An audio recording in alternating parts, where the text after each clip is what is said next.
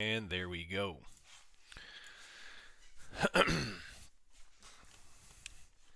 So we've got SPX 435 is the first target to come to here. We got R2 is 433. The biggest resistance points are R3 and S5. Those are the two big ones. There are a couple other ones that are significant as well, but those are the two big dogs. We'll see how those start to play out.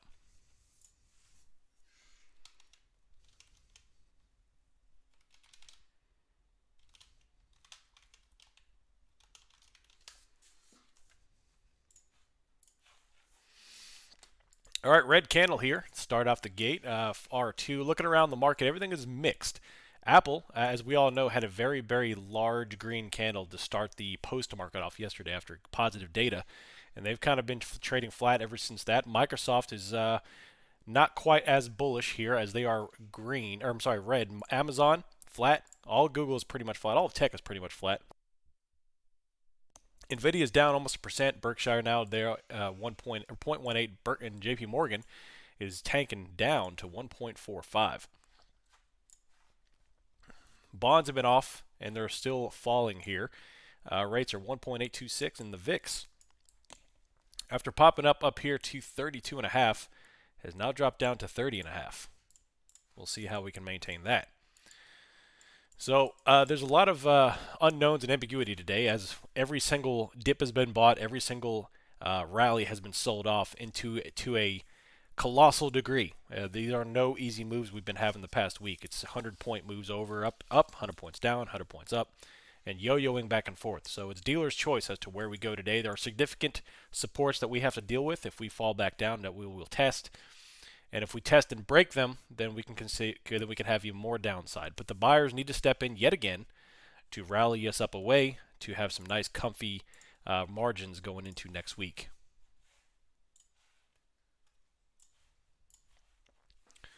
What's up, Julie? How's it going? Ransom says, I've enjoyed watching your live streams. Hey, thanks. Appreciate you being here. Nice little red candles here off of R2.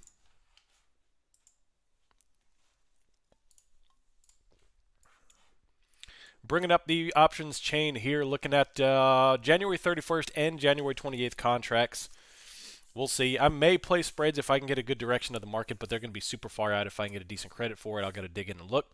Other than that, playing long contracts, I'll be playing both the 28th and the 31st contracts, all depending on volatility and what I can get for them. I don't want to be jumping both feet into the fire here, but I definitely want to finish off the week at a bang. It's been a fantastic week. Very volatile week and a lot of opportunity to make some money as long as you're careful and patient. You don't have to force everything just because we're getting big movement. All right, there's a red candle right off of R2 coming down to S1 and falling.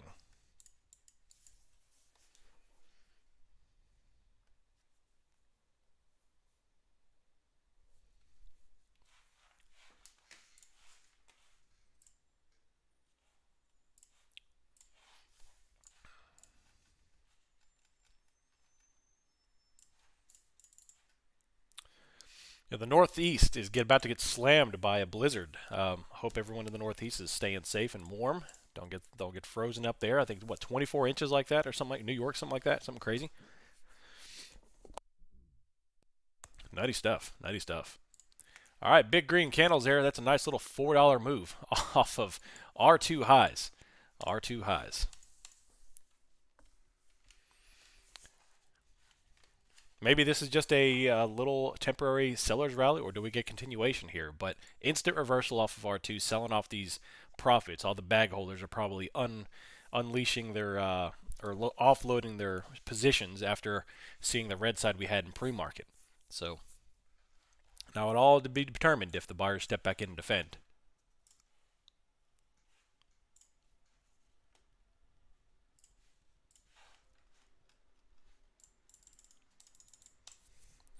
It could be 24 inches or no snow at all. Yeah, that is typical weatherman stuff. Typical weatherman stuff.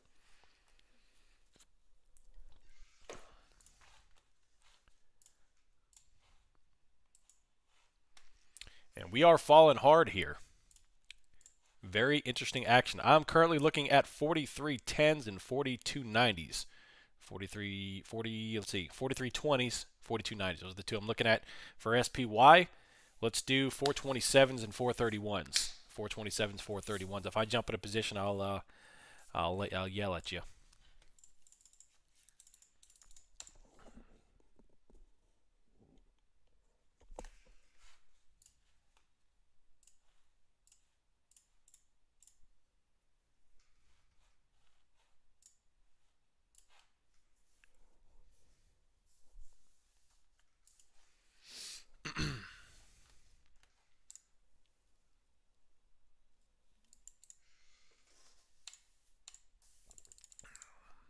Alrighty.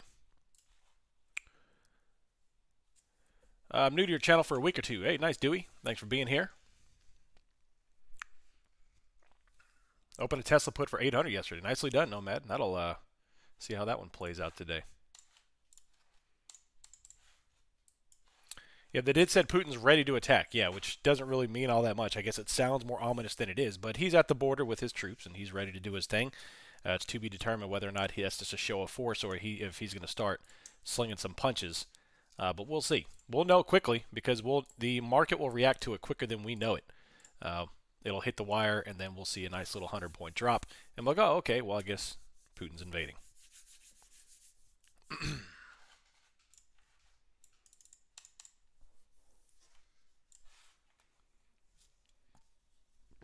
New to channel first day. What's up, MB? Thanks for being here. Hope you enjoyed the channel.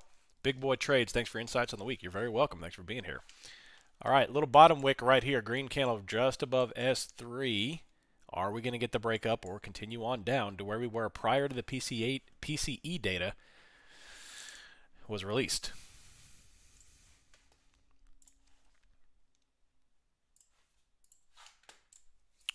I've got S5 as the strongest, but there's not to say that there's not other strong ones. There's strong levels all around. We are in a very dense area for support and resistance right now. That's why we keep bouncing off of 42.65 like it's nothing.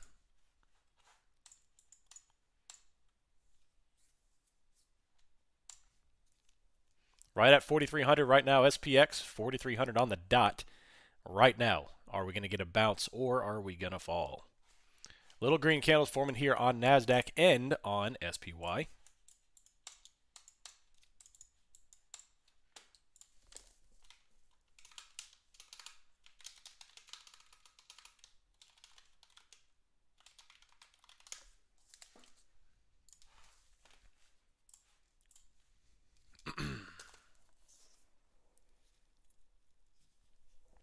Came down here to 429 and we have stalled. We're pinned right here. What's going to happen? What's going to happen?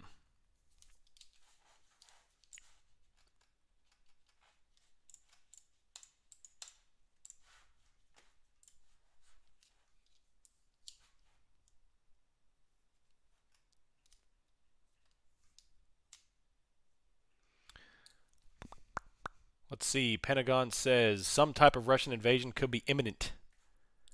Interesting action. Very interesting times to say the least. I hope you all are enjoying and learning from this stuff because we're like Neo in the Matrix dodging all the bullets. We've got so many headwinds right now. It's like which one do we focus on? Like which one's the worst? Which one's the best? Which one have we dealt with? And we got inflation, we've got rate hikes, we've got Russia. Crazy stuff. Maybe Wall Street will get snowed in today. They're definitely staying frosty.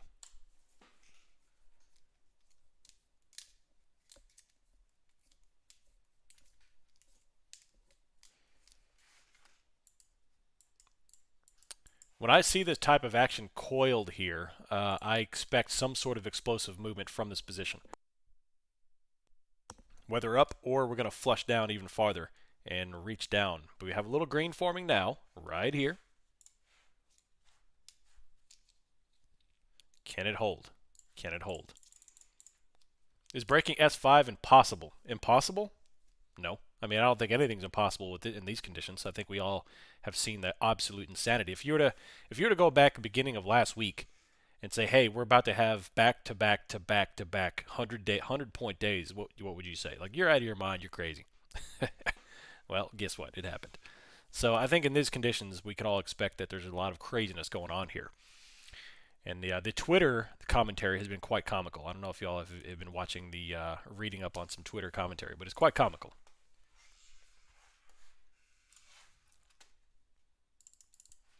All right, NASDAQ had a nice little healthy green, but has been smoked and now heading for lows as we are heading down. Look at that. VIX, new lows on the NASDAQ. Doesn't like the green PCE pop. And down we go. And up we go. And now green candles. All right, so I'm going to let this thing shake out a little bit.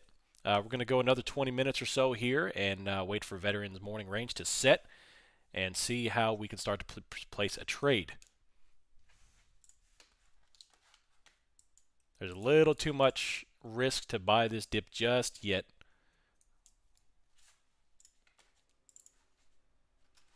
It's all about managing the risk. It's all about managing the risk.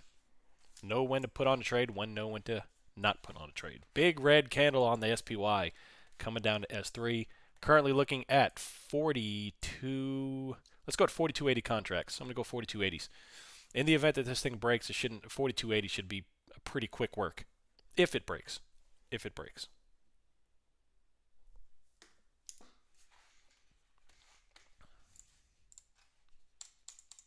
Phil Almo replied to the men and the box glowing star.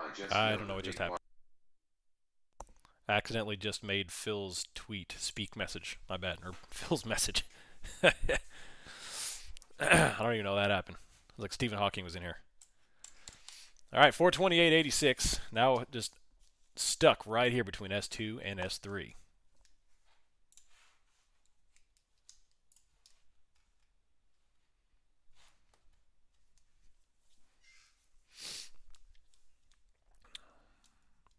Hey, what's up, Henny? How you doing, buddy? Long time no see, man. How you been doing? Man, this thing is pinned right here. Where's it going to go? The fact that we're not bouncing off here is no bueno. The buyers need to kick it into gear, or down we go. I'm at a 432 straddle, up 15%. Nice.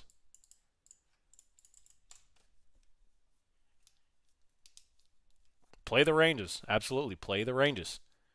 Actually, I need to turn them on. Let's see. Bam.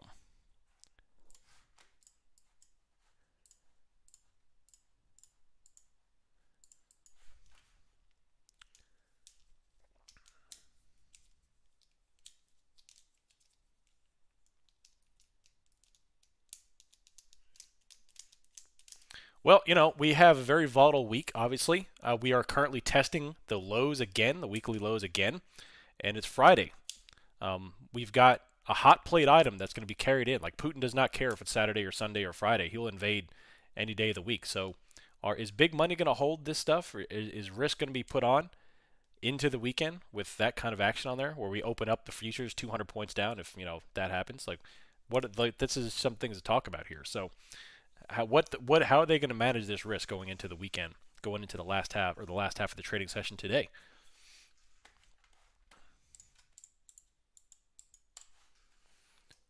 Tesla's down 3%. Amazon. Let's take a look at the top 10 here. Apple's the only one green, but even them are looking a little weak. Even they, not them, are looking a little weak. Microsoft smashed. Amazon smashed. Google smashed. Tesla down as well. Everything's getting smashed right here. But the little green buys are saving this level. Saving it. What indicator just turned on? That was veteran session range. The yellow lines here, that's veteran session range. It's a custom indicator, proprietary indicator by him. Hey, there's a blow out the bottom. Right through the bottom.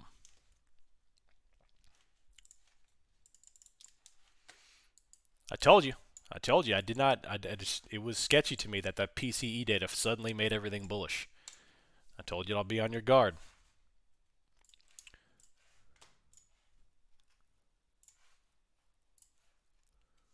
Quick 25% on SPY put. Nicely done, Paul. Nicely done.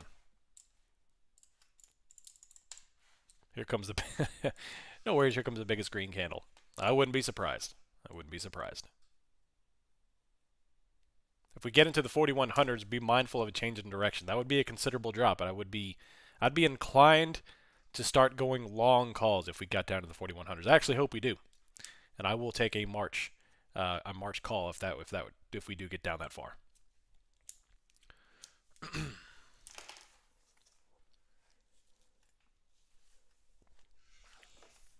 Buyers want no part of this at the moment.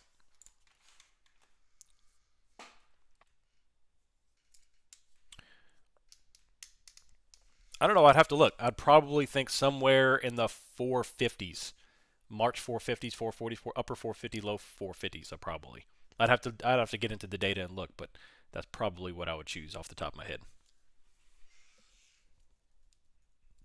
Heck, if we even get to the mid 4250 or mid to low 4200s, I would probably look at taking that position.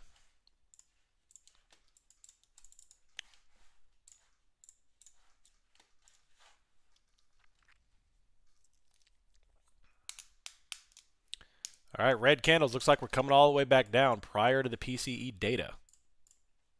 Still falling. No positions just yet. No positions just yet. Do I use any flow services? Yeah, right now I'm using Unusual Whales. Unusual Whales. And I think next week is when I'm going to start rolling that out on an official basis for public analysis. I don't like to roll stuff out officially until I'm well versed in it. So, Unusual Analysis is a flow software. They monitor and produce options flow data or order flow data, so you can manage bullish or bearish sentiment. Nasdaq giving it all back, and that right there is a $5 move off highs and still falling. Look at this crazy volatility, man. 50 points up, 50 points down, and everywhere in between. 43.19 confirmed. All right.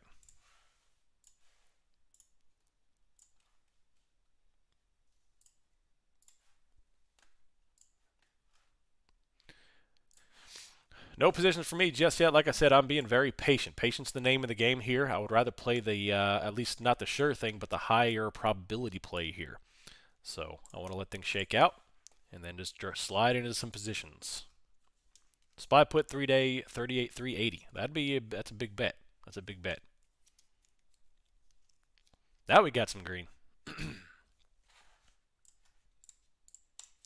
Bitcoin just dumped some more. I heard that Bitcoin could drop to 14,000. All the way down to 14,000. I don't know if that's true. I'm not really all that well versed in Bitcoin, but that's what I read in my analysis, reading around. Hey, there's some green.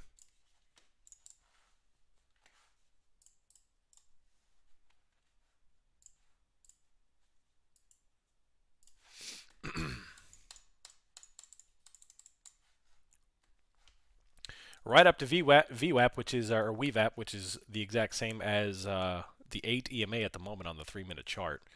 And what's XLF doing? XLF looks like it wants to get a little bounce-a-roni. And Nasdaq is here. Need that follow-on green for me to start thinking about a bounce. But right now, no getting it. No getting it. Tesla got clapped. Yeah. Booyah. Down 3%. 3%. In addition, so what is it? Topped out in the 1200s, now down 500 points. Down to 800. Imagine being a bag holder buying at 1200. That's a big ouch. A big old oof.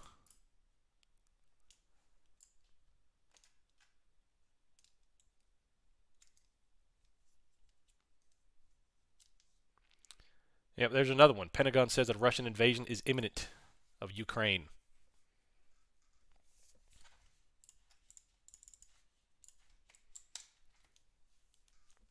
Y'all be on your guard. Sentiment doesn't matter. Nothing will matter. It doesn't matter how bullish we manage to get. If we get notification that Russia is in fact invading, you will see very, very large red candles happen very, very quickly.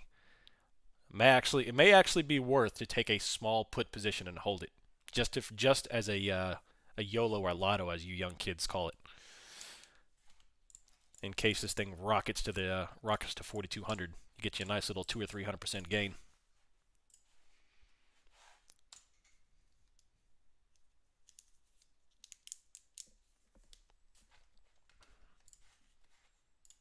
All right. We have the second green candle forming, coming up through 8 in the VWAP. Notice I said small position size, very small. Very small position size.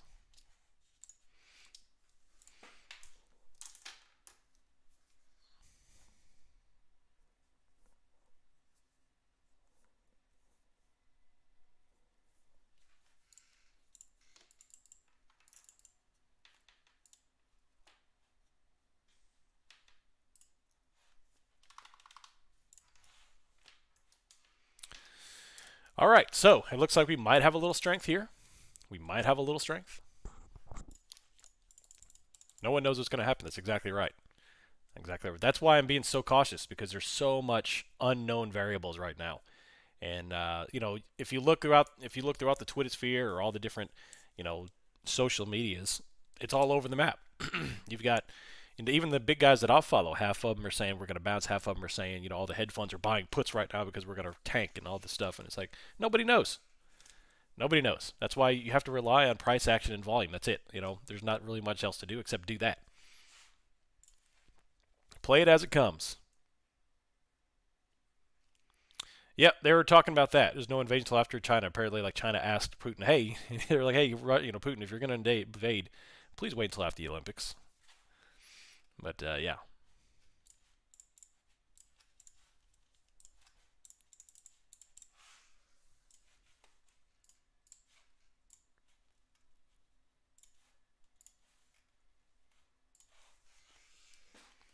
All right, green candle wicked out. All right, I'm gonna bring this out. I want to look at the 15-minute, because we've got two 15-minute candles forming now. We've got definitely a green candle on the secondary. Very, very bearish first candle here. Bottom wick on the second candle. Very small buying volume, but it can't punch through that VWAP just yet. It's just now touching right under VWAP. So 3-minute candle trying to do it. Little engine that could.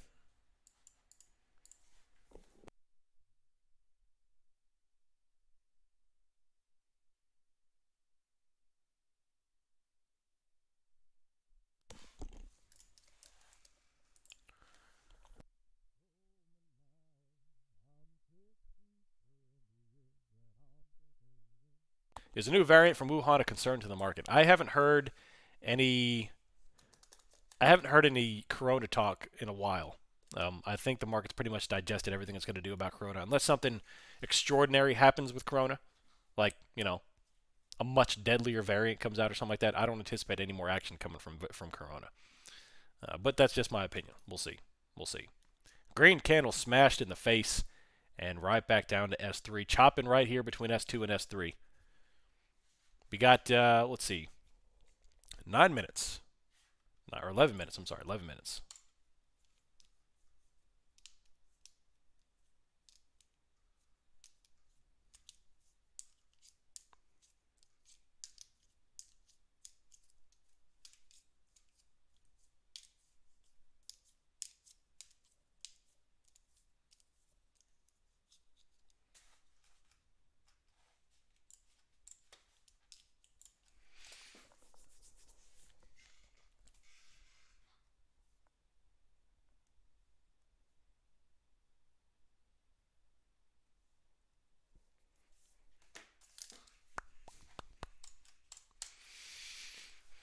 All right, so I want to see if there is any possibility for spreads today. If they play them really far out, they'd have to be way the heck out there, though, if they get me to try to grab that bait.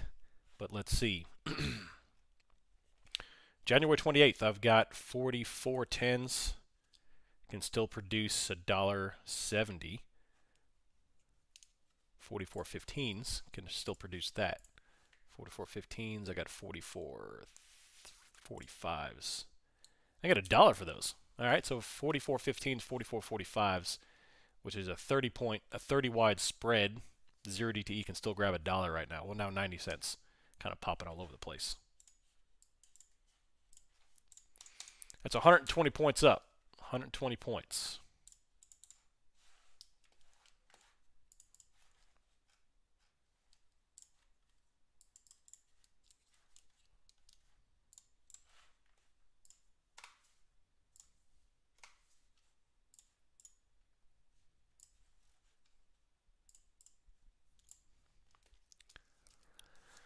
What support and resistance indicator am I using? What's up, John?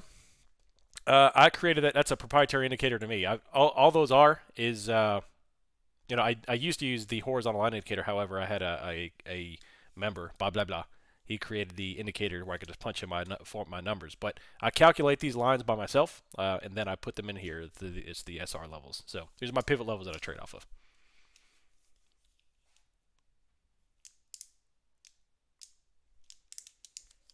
We're gonna have a pop one way or the other. The day is gonna move. I promise you that. Just the direction, the question as to where it's going to go. It'll reveal its hand to you though. Don't try to rush anything. Don't pop all your buying power so early. You don't get to take advantage of it. We got 7 minutes until the morning range is set in the 10:05 Magic.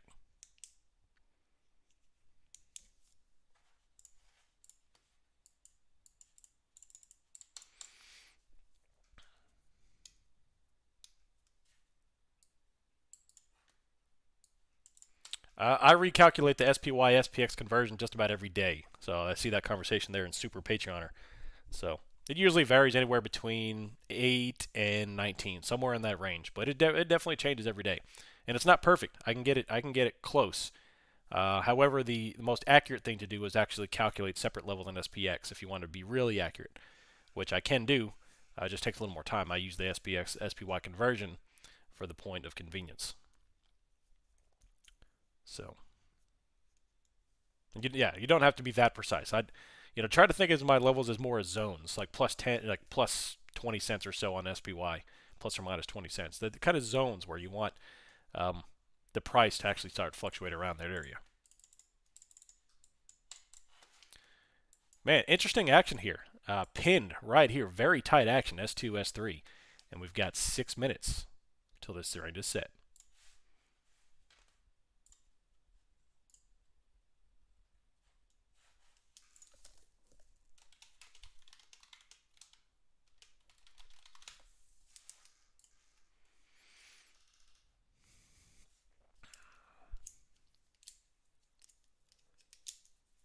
Can you explain the significance of the morning range being set? Yeah, so Veteran, who is one of our traders in the Discord, he spent his life creating the session ranges.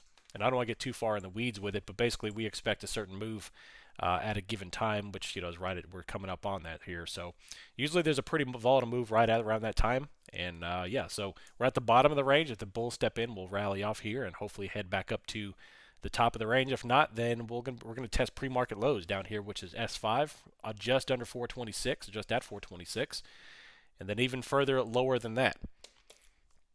I do have R6, 7, and 8 and S6, 7, and 8 calculated and ready to go, and I'll release those as needed. I didn't want to put those on there so people think, oh, you've got S8, you're biased to the downside. Yeah, well, I've got them ready, both of them.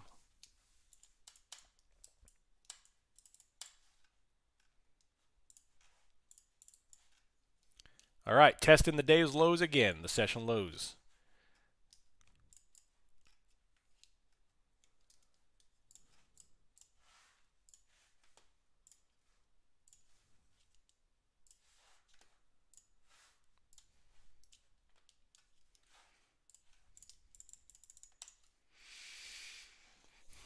No trades just yet. We had big upside in pre-market, big downside here in the morning, and now we're consolidating just on S3.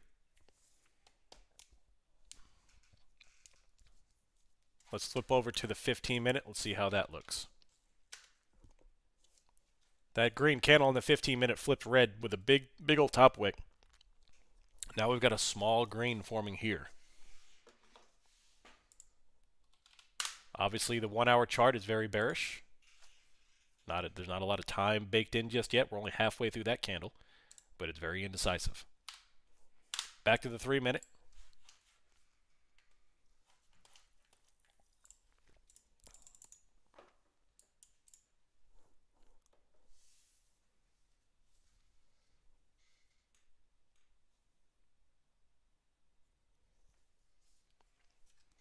All right, there's a break.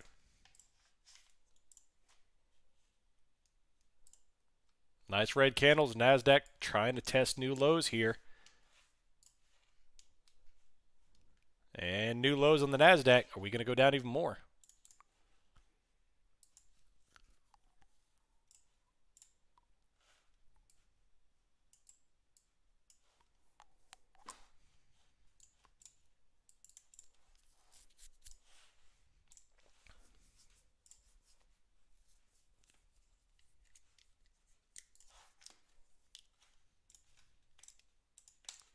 Hit my profit goal. I'm out. Well done, Unified Kings. That's a great, great idea. Great idea.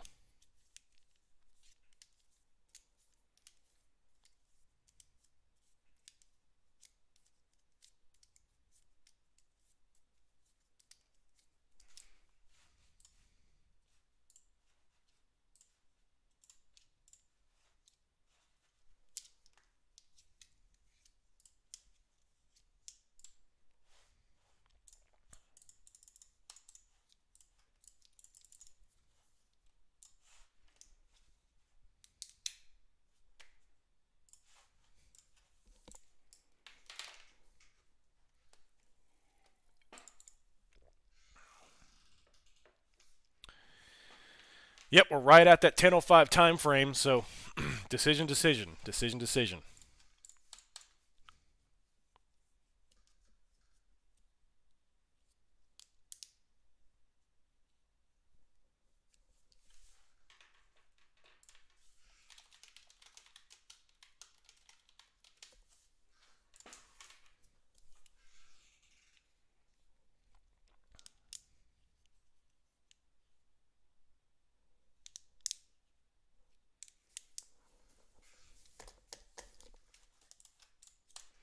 Still downward action.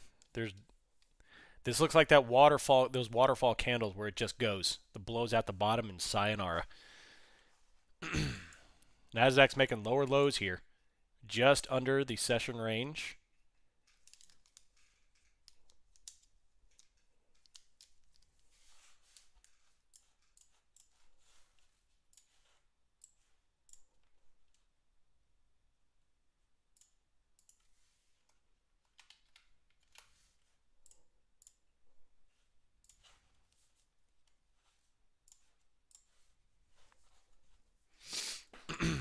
Green candle.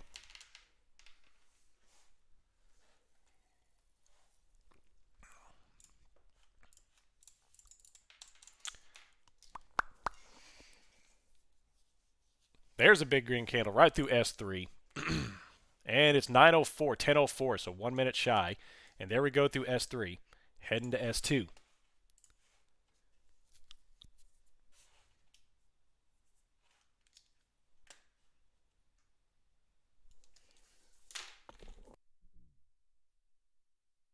So glad I exited. Yep, nice done, nicely done. We still have 8 EMA here in the VWAP to contest, as well as S2. A lot of top wicks still don't have the follow through that we're looking for, so I can get real warm and comfy about buying the bounce here. Top wick city, look at that. Let me do it on the 3 minute. Let's go to the 5. Nothing but wicks. Nothing but wicks on the 5 minute. 15 minute. Right there. We've got a little green forming on the 15.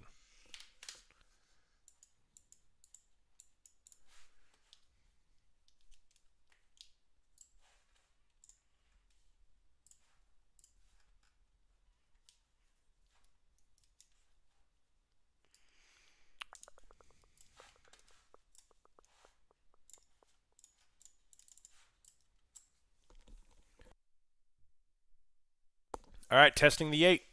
Testing the 8.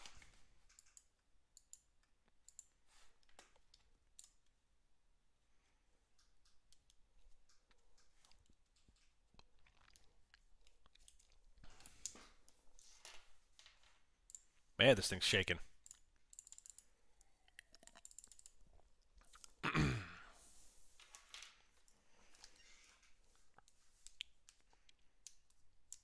Buyer's got about, I don't know, a few minutes. Hey, there it is. Just as I was about to say it, testing VWAP. Testing VWAP.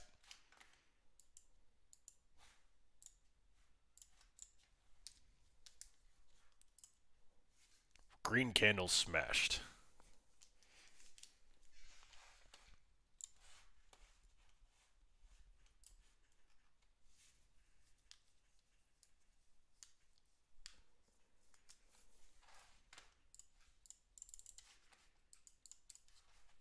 Man, this thing is coiled like a snake in between S2 and S3, just bouncing back and forth. Cannot pick a direction. By the way, that candle right there was a dollar candle. $1.40 candle right there, followed by a big old red candle here. All the candles look relatively small to what we're used to, but these are large candles, big movements.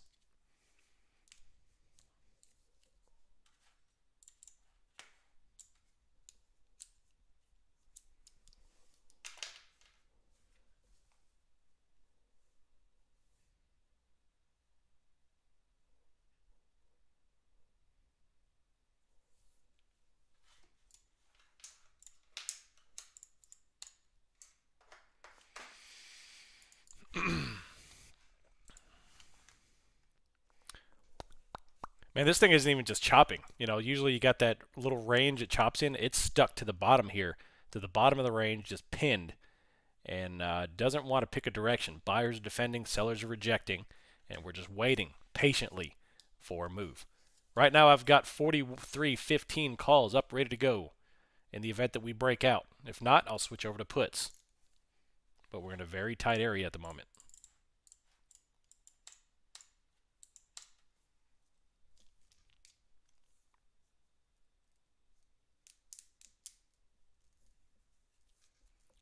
Trying to flip the candle green.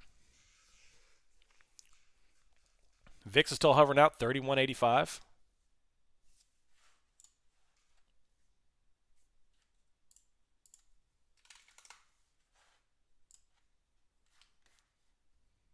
If this doesn't break out here in the next few minutes, it's gonna smoke to the downside. The buyers have got to step in and defend, or it's bye-bye birdie. There we go. Now we're going. Now we're going. What can we do?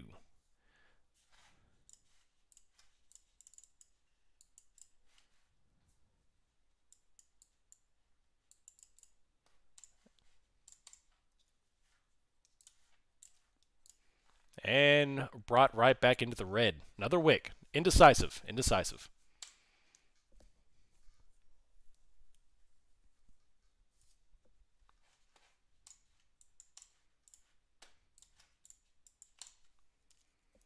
Nice, strong green candle that was climbing up was immediately smacked in the face, and now we're going to come all the way back down to lows on NASDAQ. It just goes to show you the buyers aren't defending just yet.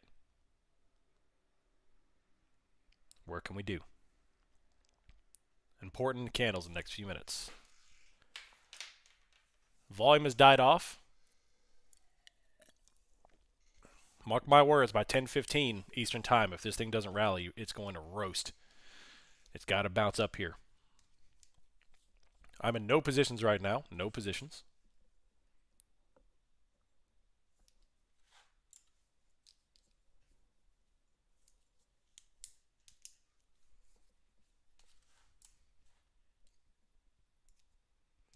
All right. Secondary attempt through VWAP.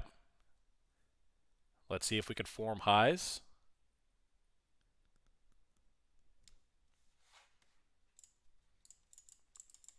Will you consider entering a put without it breaking out if it continues to be pinned at S2? Potentially, but I needed a little bit longer here. All right, there we go. Booyah. A little bit of a breakout. I like it.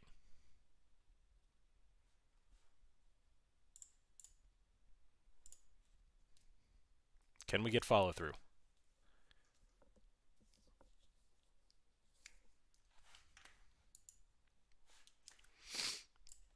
Can we get follow through on this candle?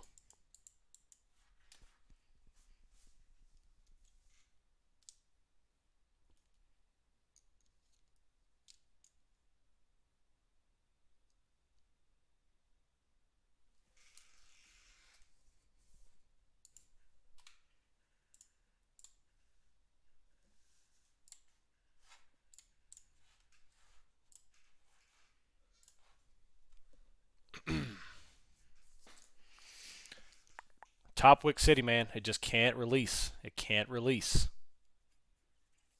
Even this candle, that strong bullish candle, it just doesn't want to release. It's just got this top wick.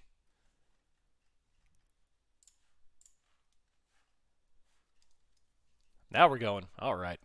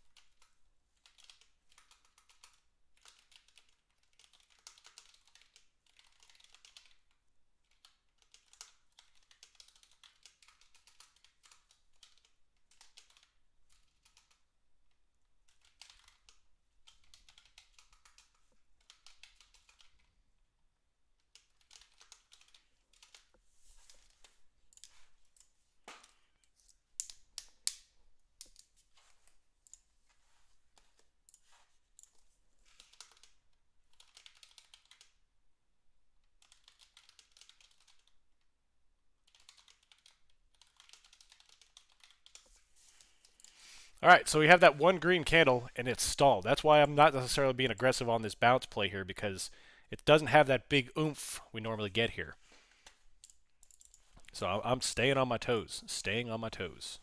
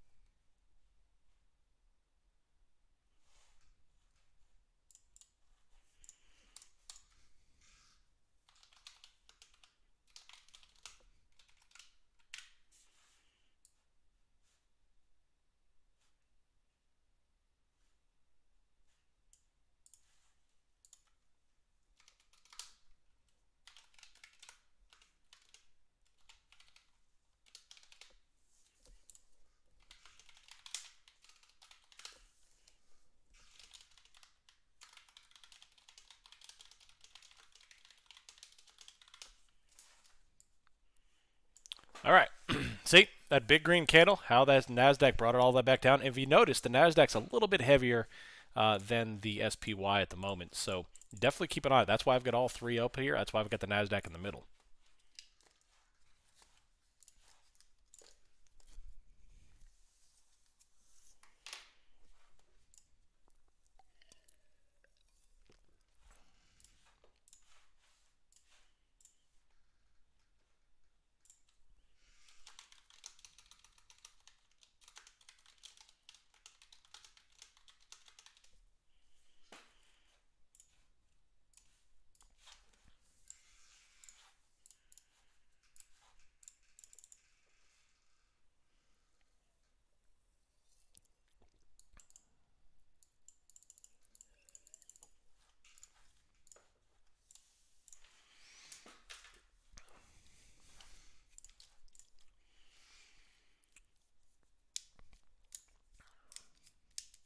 I agree with some of that tech. I definitely agree with that. The media does make things seem a lot worse.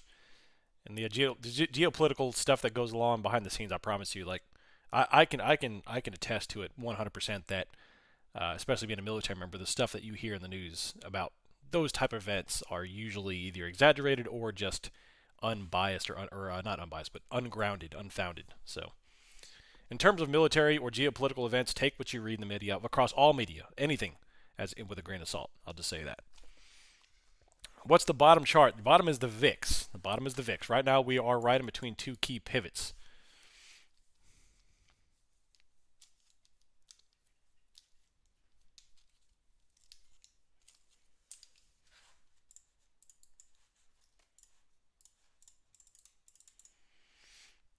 However, I do know we have some people over in the over in that area in the server in Belarus. I know we have at least a couple of people from Belarus. So if you are down in that neck of the woods, just please be safe. Hope for you and your family are all right, your friends. If things do start to kick off over there.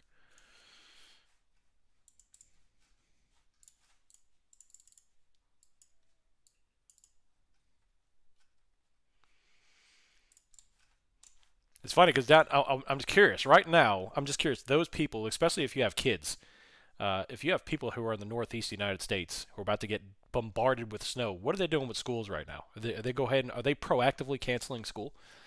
Because down here in my neck of the woods, they cancel school if there's even a forecast of 1 inch. So it's ridiculous. It's ridiculous the way they handle stuff down here. Obviously, the infrastructure is not equipped to handle any kind of snow because in the South we don't get all that much. I understand that, but man, if they're even talk of frost, it's like nope. Do you just do live trading? I do live trading. I do teaching. I do one-on-one or not one-on-ones. I do group sessions, and I have a server, the Discord server. So if you want to come over to the server, links down in the description. We do have Tier 4 starting in February. So if you ever wanted to have access to a fund manager, to a lifelong trader that trades with many zeros in account, I would definitely encourage you to take advantage of Tier 4. He is somebody that I have dreamed about learning from my entire career, and we have the opportunity to offer those services now starting February 1st, Tier 4. So be there or be square.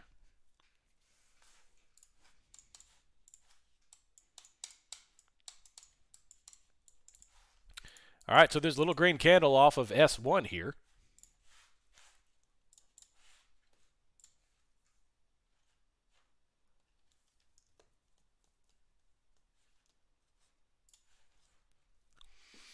What is Tier 4? How do we sign up? Tier 4 will be open to signups on Patreon February 1st. It's not won't be open. You won't even be able to see it until there February 1st, just because I don't want to Patreon whatever. Yeah, so February 1st. Tier 4, there's a whole bunch of different stuff. We're going to be doing a lot of analysis and help with you all in terms of doing a lot of income producing trades.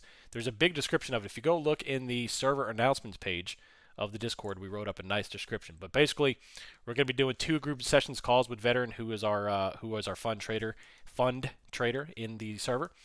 It's going to be $125 a month, but you're going to do weekly trade setups based on a weekly range as an income producing trades if you want to write premium, as well as active levels intraday support. He's going to be managing his plays and discussing his plays with you all as well. And also discussion on some advanced income structures that'll help you pay your mortgage. So, not to mention a lot of proprietary stuff that is absolutely golden, including this 10:05 reversal. If you saw this 10:05 reversal right there, is like 2 minutes shy of it. Happens all the time, and that's his proprietary information that'll be locked down for those subscribers as well. But absolute wealth of information that we are very excited about. All right, 431.69 coming up through R1.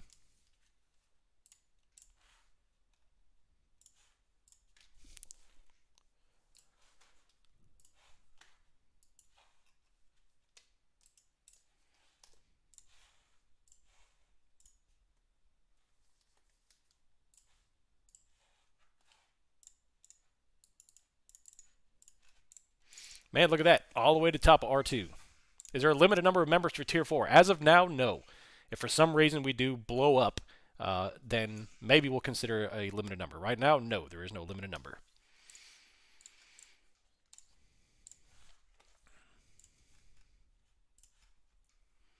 It's awesome to see how much this channel has grown since I started following. Thanks, Josh. I appreciate that.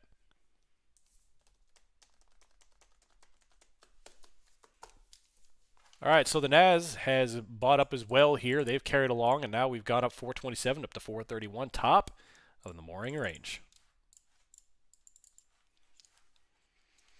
Where do you look for confirmation to hop into calls? Normally, this kind of price action, I would go ahead and jump in, but there's a lot of unpredictability here. So I'll be looking for a play. Like I said, back when I made those 20 plays a couple of days ago, I didn't trade the first 2 hours of the day. So I waited for the price action to shake out, and then I started sniping entries left and right. So I have no problem rushing things or trying to jump into play. How are we looking so far market-wise? Well, you don't want to know about me personally? Market-wise, it's a little unpredictable. I still, and I'm not trying to form your bias here, my personal opinion is that we go lower today. That's my personal opinion. However, I will play calls until 440 if that's what we decide to do. So don't hear what I'm not saying. But that's what I'm expecting, and that's what I'll look for the price action to formulate that. Let the price action solidify your bias. Don't let your bias solidify what you see in the price action. With Tier 4, will he mention trading the ES in addition to the SPY? Yes, he'll mention everything in developing his system and how he trades.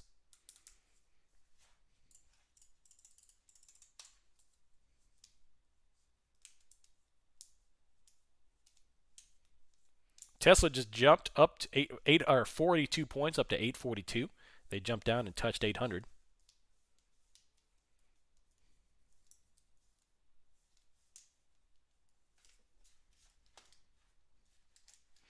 So we're now at 43.36, top of the AM range.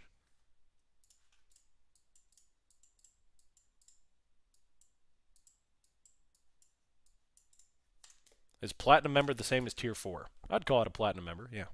I think Platinum is a little too gaudy. It's like the used car salesman type thing. If you sign up now, you can get the Platinum edition. No, I'm good. Thanks, Chief.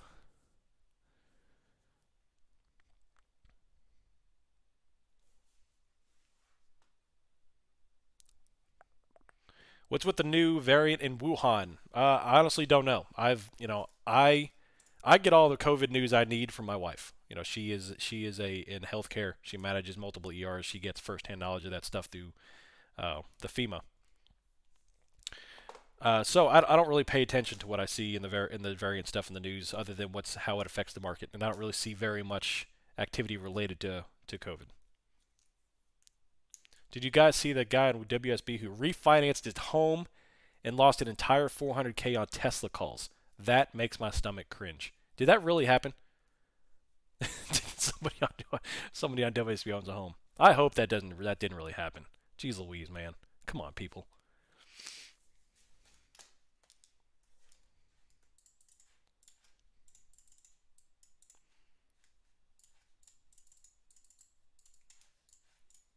God. I see more Russian news than COVID news. Yeah, there's a lot of Russian news right now. All right, red candle off of R1. Interesting. Interesting.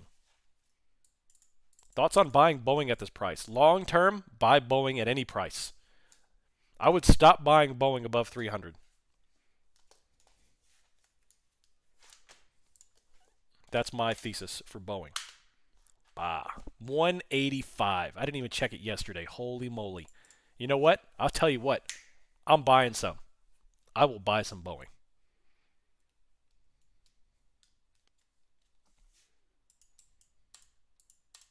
Hold on a second. You know what? I'm doing it right now. I will do it right now. I'm telling you I'm going to do it. I didn't think it was below 190. This is almost COVID levels. Hold on a second. I got to log in.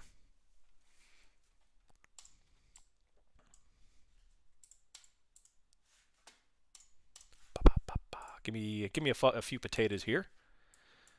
Am I really bullish on BA? I'm very, very bullish on BA.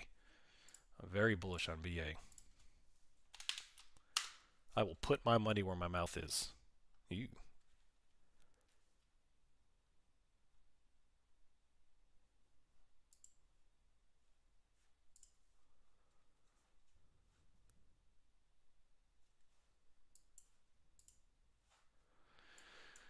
All right. What is this?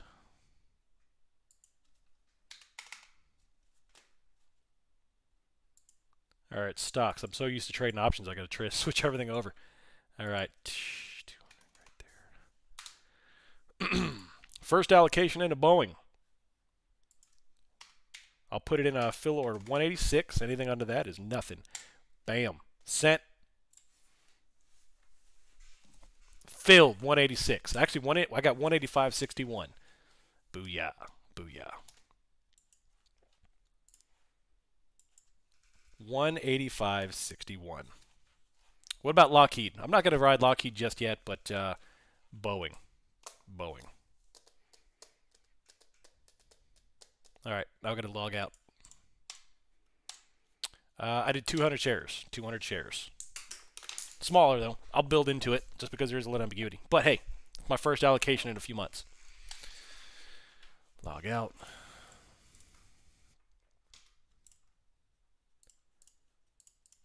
Log back in. Hold on a second.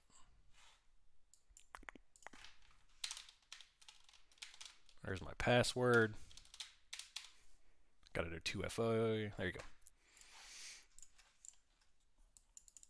Refinancing my house to buy, but nope, don't do that. Don't do that. OM is pumping BA. The board needs to send him a thank you. Yep. Yep. Man. I'm telling you. The Boeing will go up. This is an incredible buy. We're at almost 50% valuations. So, why am I bullish on Boeing? Because Boeing is global. Boeing is embedded in aviation, military and civilian. There's not going anywhere. The only way Boeing goes under, if Boeing goes under, the aviation industry goes under. Unless like Airbus or a superpower comes in and slowly phases them out over the next 20 years, which is entirely possible. I just don't see that happening.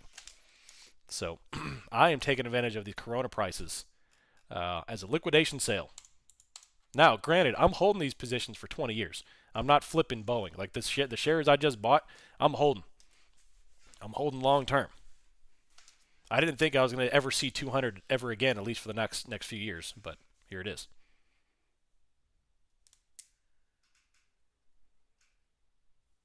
Yeah, it could drop to 150, and that's perfectly fine. I'll add more. Like I said, these are 20, 30-year holdings. These are not. I'm not day trading Boeing stocks. I'm doing long-term positions. That's my first allocation I've done in a long time on my long-term account. I've been holding cash since about October.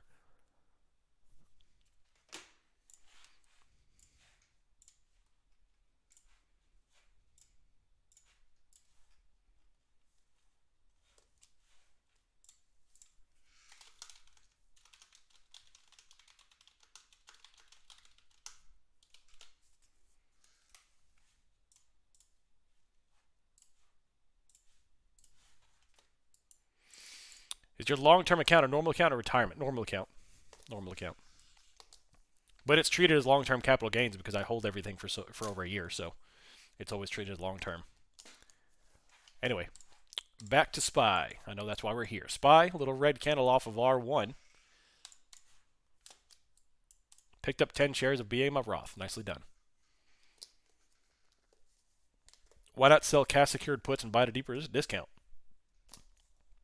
I could do that. With my long-term trading account, I keep things purely simple. That's why it's only stocks. I don't trade anything else except stocks in my long-term portfolio. However, now that I'm dipping my toes in IBKR, I'm considered they do have some programs where they actually pay you to loan out your shares for shorting and all that stuff. So I may actually do that kind of stuff.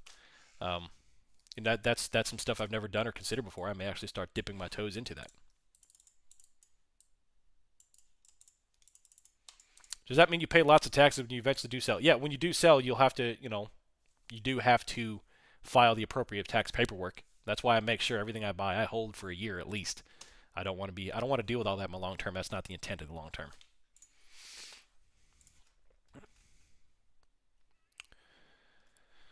All right, so choppy. Don't get what's the word? Hypnotized by the range here. One, it's a $6 or $7 range. Two, we did it yesterday. See this? This is starting to mimic yesterday. And then what happened? Wabah, a little $10 move, a little cool $10 move. Bam. You're welcome, PCS.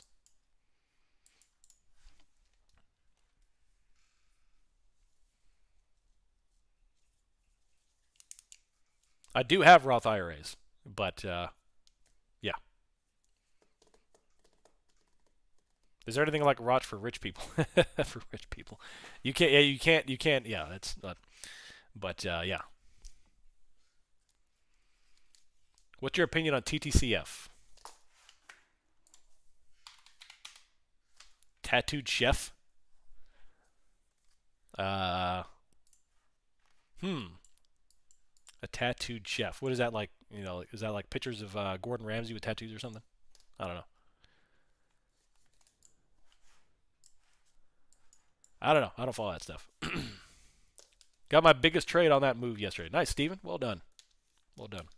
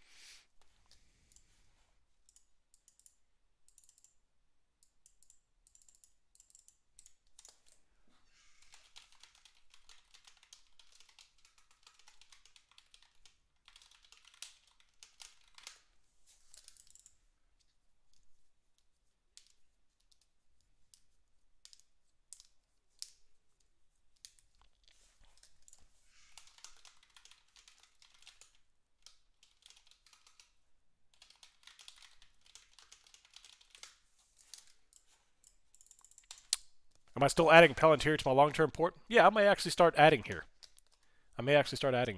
in the next few weeks. Any thoughts on Neo? Garbage. Dump it. Are they all plant-based food or something? I don't know. I looked heavily into Neo last year. One of the problems with the EV market right now is that they're becoming saturated. Tesla obviously kicked the game off here. A lot of EVs came into play. Rivian and Neo is one of them. But Neo is one of those niche, whatever you call it. It's a very tight market, and it's right now I think it's in China only. I could be wrong about that, or just maybe the Asian markets. But yeah, Neo's garbage. I tried to dip into there. I didn't like their financials. The stock has too many fluctuations, and they plummeted. They've been plummeting for like a year and a half. So yeah, stay away from that.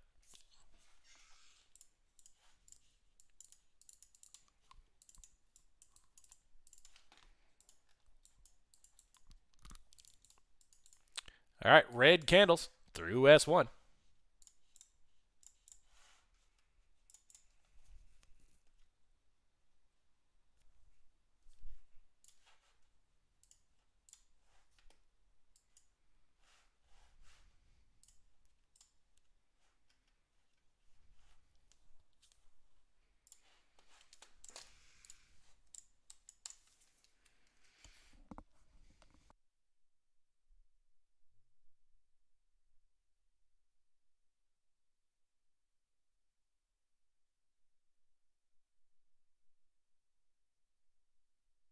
Yeah, I even saw that Lamborghini is going electric now. It's crazy stuff. Crazy stuff. One of the powerhouses in the luxury car market going electric.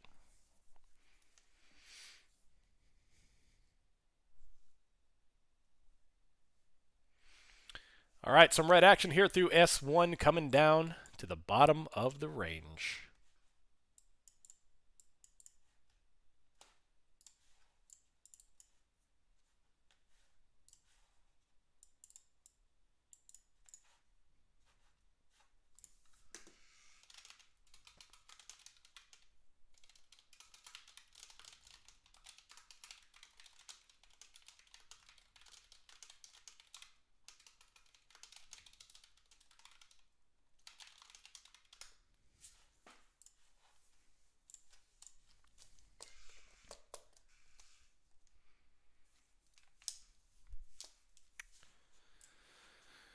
Alrighty.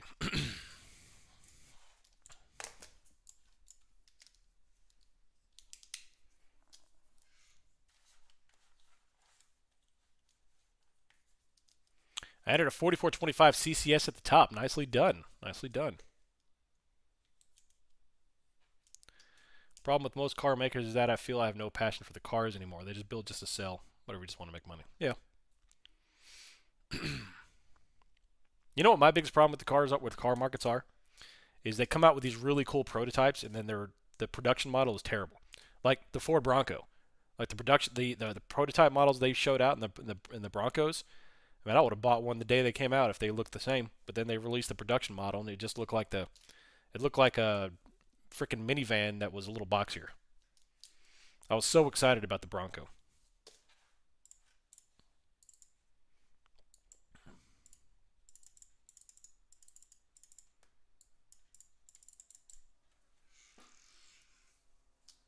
I'd rather buy one of the OJ models of Broncos than the new ones.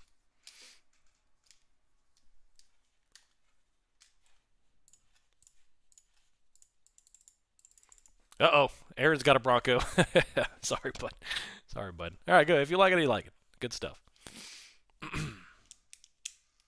What I want is like a '67 CJ though, a Jeep CJ. That's what I want. I'm the coolest dad at the preschool. Do you own or like any automotive stock? I do have 2 shares of Ford that are up like 30% right now. They were the free shares I got from Weeble. Do I hold an Nvidia or AMD? I hold Nvidia, no AMD.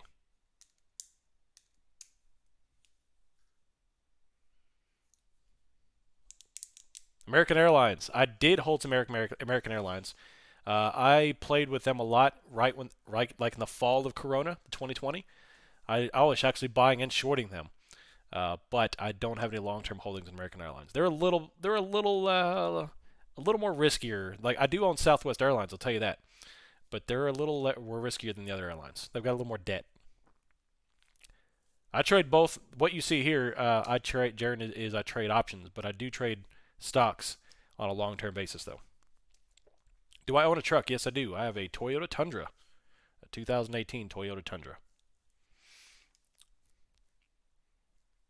I want the new model truck. I went and looked at the 2022s because they went with a new engine.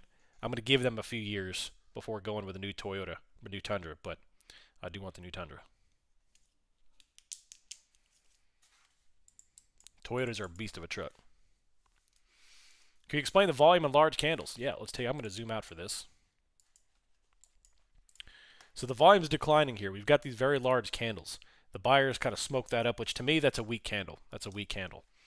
I love to see volume like this to come around with this candle here, and it may actually start to fill in here. If we start to see that, maybe we'll come back up to the range. But what I don't want to see is these lows getting higher and higher, and this either staying the same or coming down here, because I think we might come on back down. Now, like I said, today I am thinking about coming on down, but we'll see. The volume needs to fill in here. There's not all that much volume relative to the size of that candle, considering that is a $1.50 candle right there. Take a look at the 60-minute. Big green on the 60. There's the 15. Top wick candle on the 15.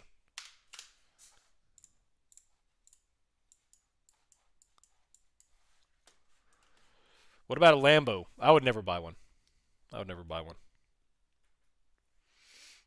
Would I switch to Ford trucks? No. Before this one, I had a 2002 F-150. I love that truck, but it gave me a lot of problems. So I told myself when it came time to buy a new truck, literally, like I pulled that truck like into the dealership, blowing out. So like when it was time to get a new vehicle, I told myself I was going to test drive everything, and I did. I test drove everything. I went to Nissan. I test drove the Titans. I test drove the F-150s, the Rams, the Tundras, and the last truck I test drove was a Tundra. And the second I started the Tundra, and it was like had that meaty, deep sound. Like I was sold. And then the full sliding glass window. I was like, heck yeah, man. I'm on it. Anyway, what do you think of Norwegian Cruise Line? I shorted the crap out of that. I made so much money short. I've never gone long Norwegian Airlines. I've shorted the crap out of Norwegian over and over and over again. In fact, one day I'm going to go in to my E-Trade. I want to show you that. I mean, you'll see some position sizes on that one, but I'm going to go into my E-Trade and screenshot all the orders for the shorts that I went with Norwegian back in 2020 and show y'all. Like I shorted that crap every other week. And everybody on Twitter was like, I'm going long Norwegian. They're going up, baby. Nowhere to go but up. I was like, yeah, let's see it. They've got $6 billion in debt, and they don't have a single booking for another year. Let's see it. So every time Norwegian popped up, I shorted the crap out of them. So, but yeah, Norwegian, I haven't looked at them in about a year, but last I checked, they had about $6.4 billion in debt, and they were pretty much insolvent. So I'm curious to see what their finances look like now. NCLH, I think, is Norwegian Cruise Lines. NCLH. Last I checked, they were $21-ish. Is when I was shorting them anywhere between 17 and 21. That's where I was shorting them. I don't know where they are now. How many miles on the Tundra? Right now I've got 69,000 on it. 69,000 miles.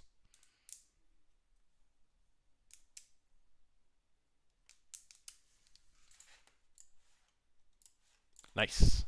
69. Oh, yeah, you jabronis. I didn't even know that. Yeah. Nice.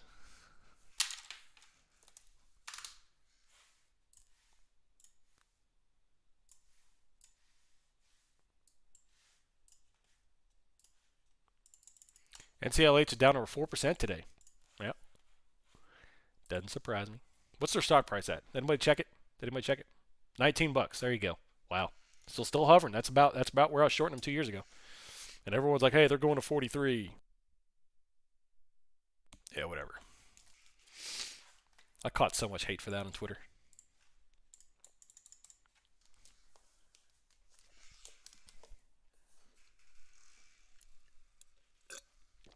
Do you think SPY will end up below 430 today? My personal opinion is that I think we'll close below 429 today. That's my opinion.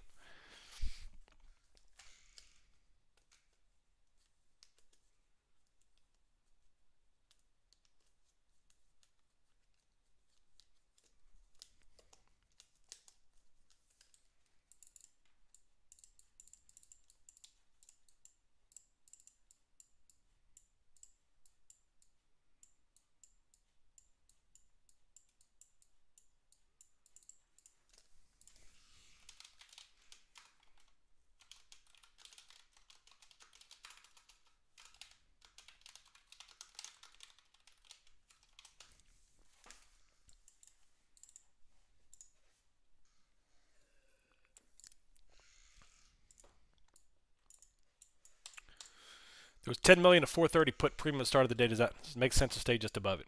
Yep. No, yep. Don't take puts on my account. Not, if I'm not entering puts, then don't take my word for it because I'm not fully convinced on that. That's just what I'm looking at.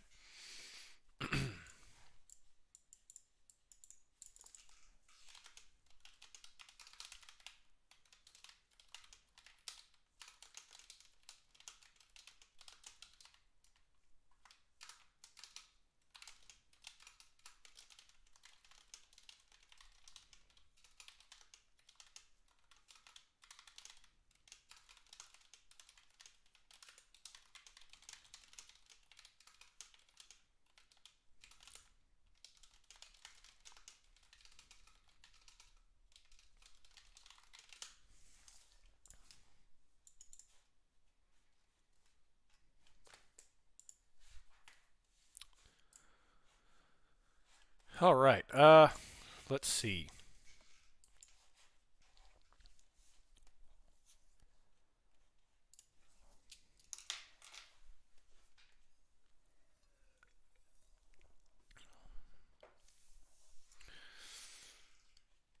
What's the highest premium I can get on some spreads, call credit spreads?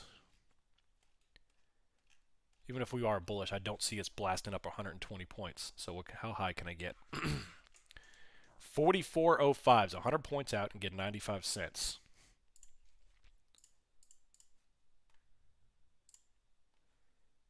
So you can do a 40 wide, 44.10s for 80 cents right now.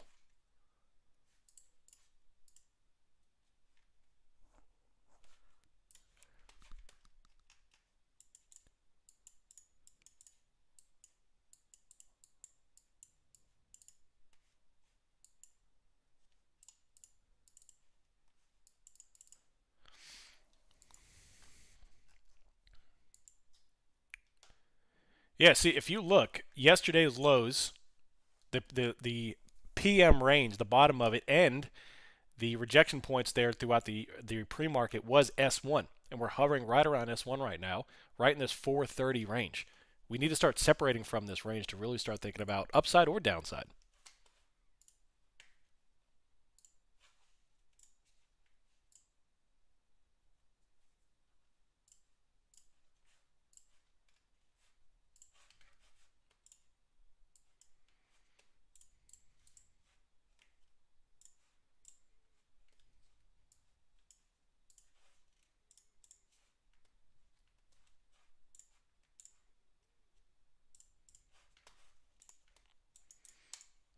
Do you have videos on YouTube about your credit spread strategy? I've got a couple of videos on them. Yep. They are I would call them element like intro to credit spread type videos. And I'll be rolling more content about that in the future.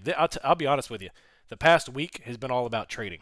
I've been so busy. Like I've sat in front of the charts pretty much all day, trying to manage a little content production, but mostly just trading this stuff because this is absolutely crucial in very volatile times. And night, yeah, I've been up yesterday. I was absolutely exhausted. I don't know if you caught me on the YouTube or the stream, but I was a zombie yesterday, man. I think I had like 45 minutes of sleep under my belt. So the link on your Twitter. Yeah, let me see that. I'll get that for you. There you go.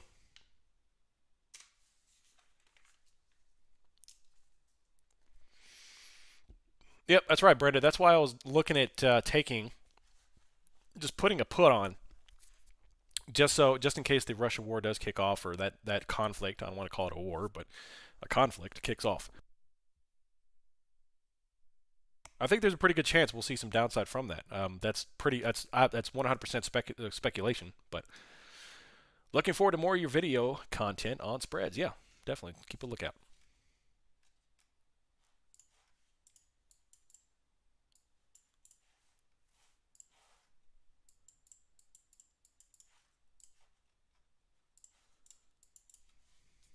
Big green candle off of S2.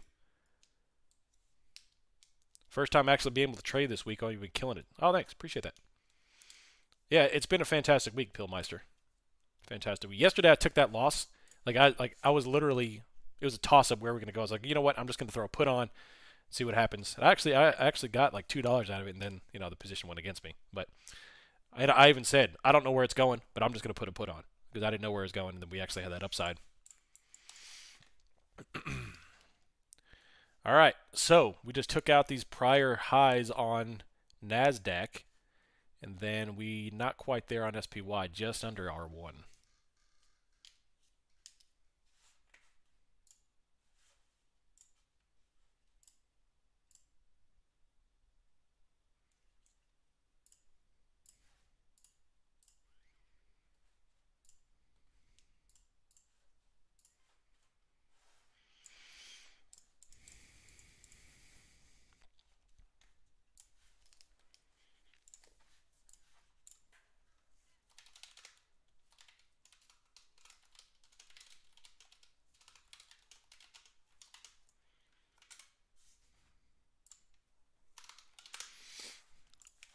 Here's the thing, I want you all to think about the bigger picture. I know everyone either wants or is expecting or whatever it is, some upward action, a bounce.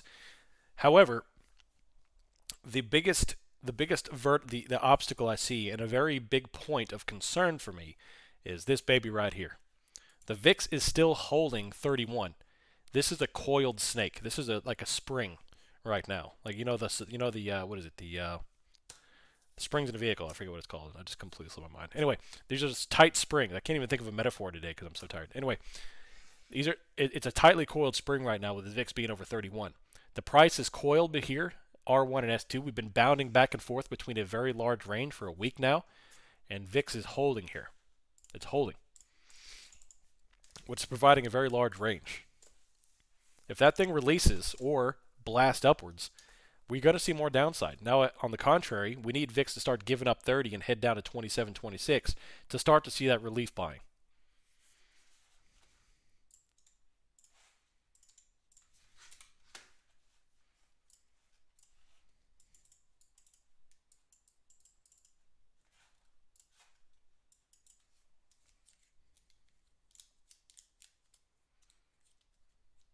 NASDAQ coming back up, testing the high of the AM range.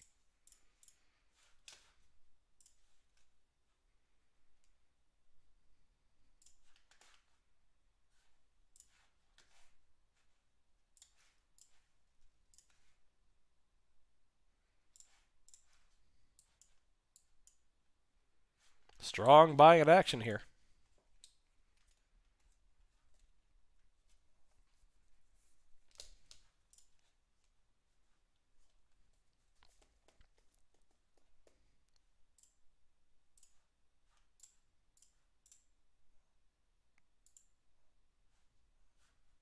Suspension, there you go. I knew one of y'all get that.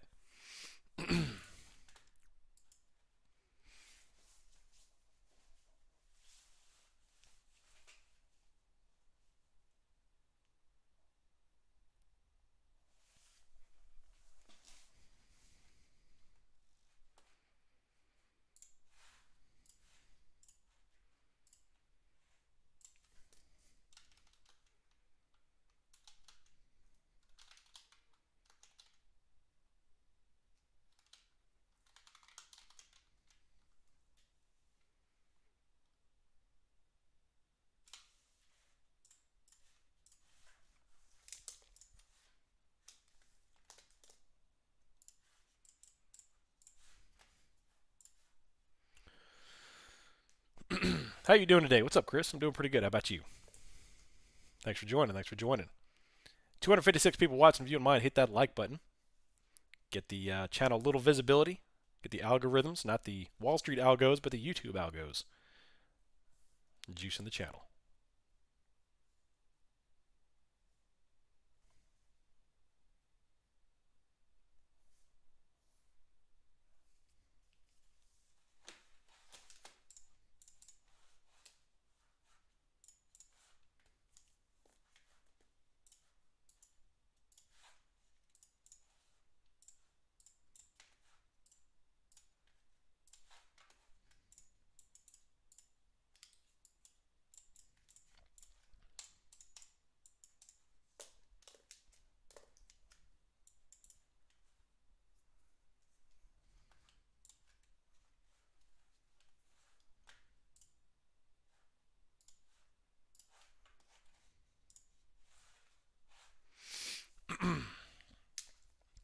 All right, a little bit of top wicks here, testing the top of the morning range and prior highs.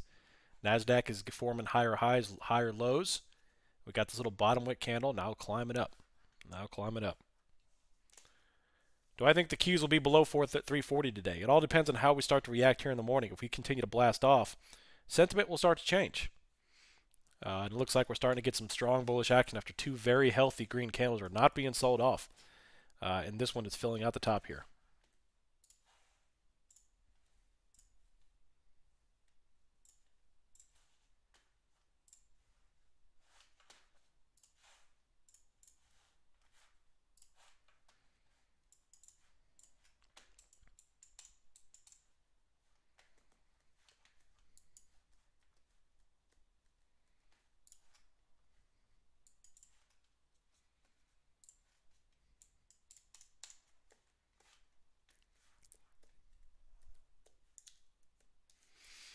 Yep, definitely high premiums. Definitely high premiums.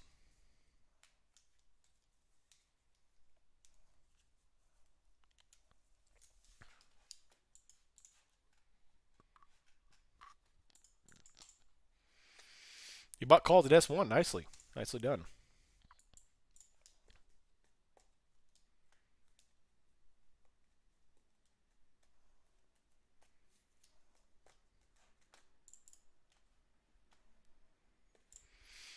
All right, strong bullish action starting to creep in here. If we break out the top, watch for a 10 to 15 point bump on SPX if we start to climbing up here.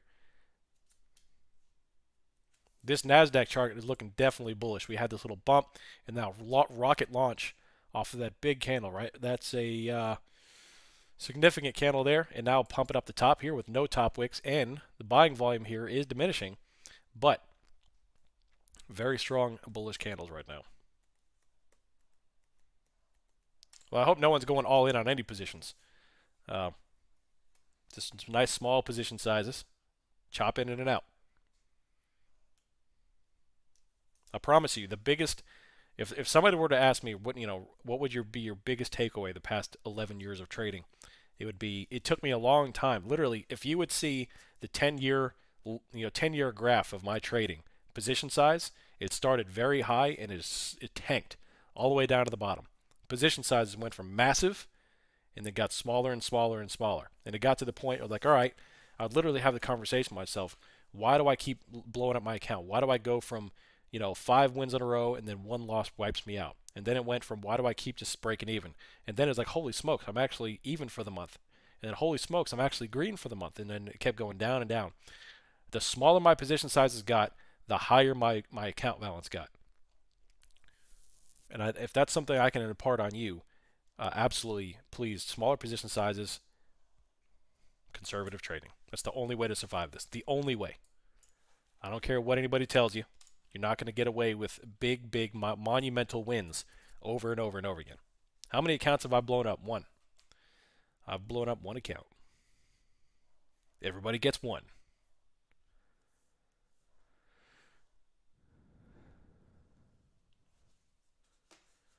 Did you get too greedy too fast? Yep, the worst thing in the world happened to me. The worst thing in the world happened to me, and that was I YOLO'd when I first started trading, and I won twice. Twice. I got lucky on some FDA approvals on some biotechs early on, and I thought I was freaking Wolf of Wall Street, man. I thought I was the man, the trader. Can't wait to tell all my friends how much money I made, and I kept doing it. And then the third time, that was a doozy. That was a doozy.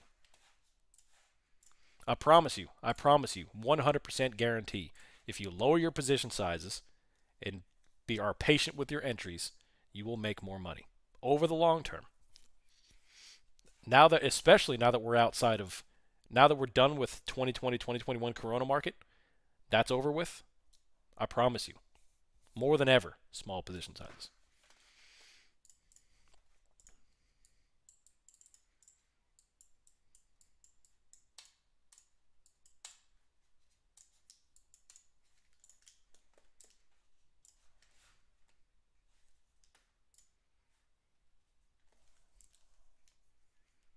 What's the software I'm using? What you're seeing is TradingView. I chart with TradingView, and I execute personally with eTrade.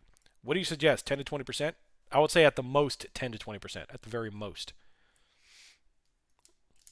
Obviously, you can only do so much if you have small trading count. If you only got like 400 or 500 bucks, I get it, I understand, but that's why it's so crucial to be safe. Like there's no such thing as YOLOs. There's no such thing as gambles. Don't hold overnight unless you're absolutely sure of what you're seeing in the setup. Make sure you're setting stops, that type of thing.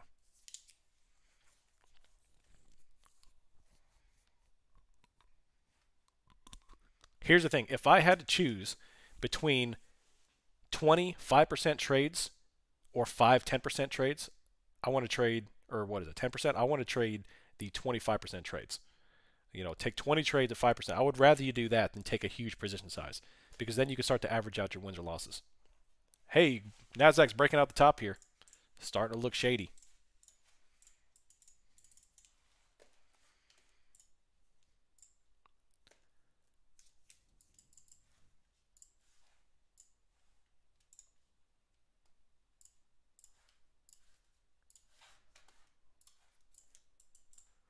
How do you punish yourself for bad trades? I personally use lashes. Like I've got a bush out back that's got these long like lashes. I'll just cut one off. I'll put my arm out and then I'll just smack it. And I'll weep. I'll weep.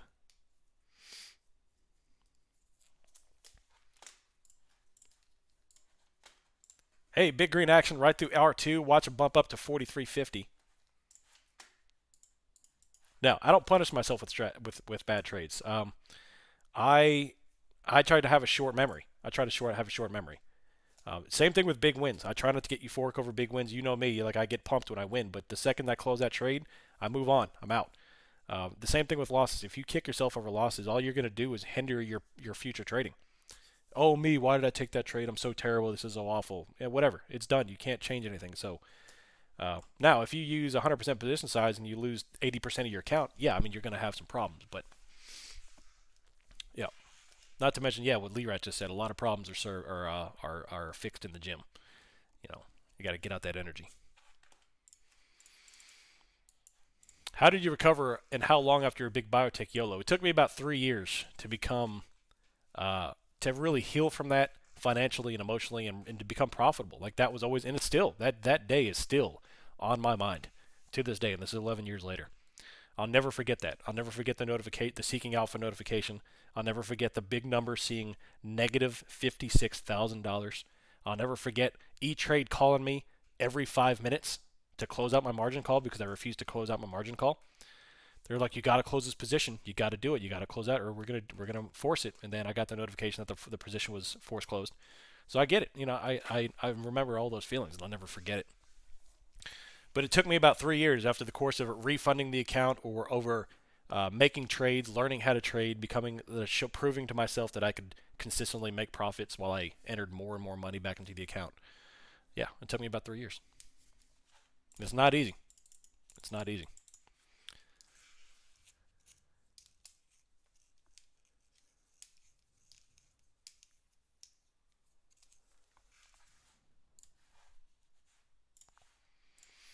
All right, so we had a big green gap there, or not a gap, but a big pop there, and red reverse there.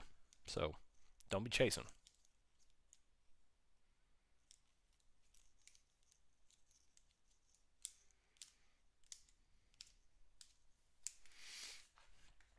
Yeah, I'm telling you, man. If you ever get margin called, E-Trade does not mess around. they they do they might as well have the mafia working for them. They're like, where's my money? I'm pretty sure a guy named Vinny called me. He's like, hey, I'm from E-Trade. How you doing? Where's my money? I was like, hey, what's up, Vinny? How you doing? I remember that day. It's no bueno.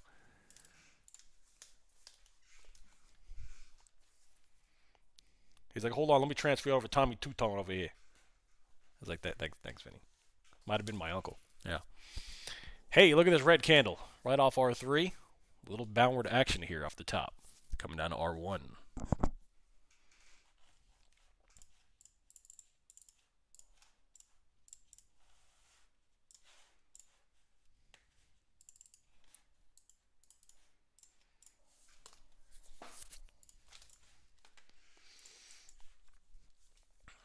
Entered some puts, nice.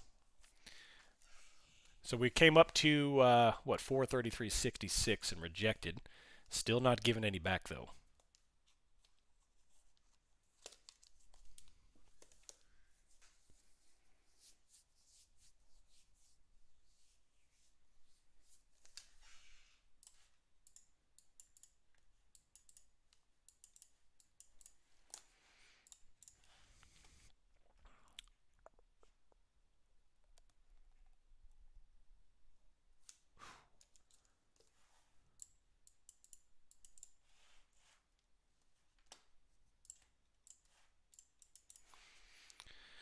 You can get 44.30s right now for $1.15.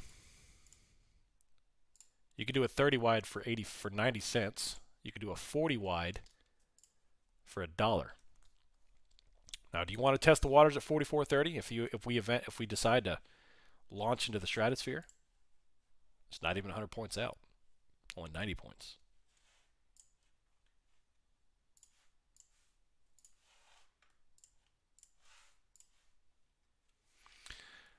It's the first time watching the channel. I can tell you're being honest because the same thing happened to me. Oh, thanks, DeLeon. Yeah, it is not a fun time. Thanks for joining, though. Appreciate you being here. I'm currently trying to ignore everyone on social media and avoid trading SPY options. I'm trying to focus on 3 stocks I think are way too high. I don't know. SPY options are a pretty good way to go. Me personally, I'm a little biased, though.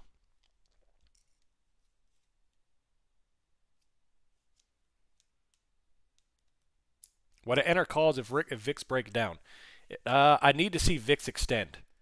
So we are coiled here too tightly. Like if I saw like this type action here extend down away, then I'd look at taking some calls. But I really need to see some extension of the VIX to the downside. Kind of pull away from this range, and then we'll look at taking calls. Until then, I'm just going to let this thing do its thing. Like I'm in no rush at all to be jumping into positions here.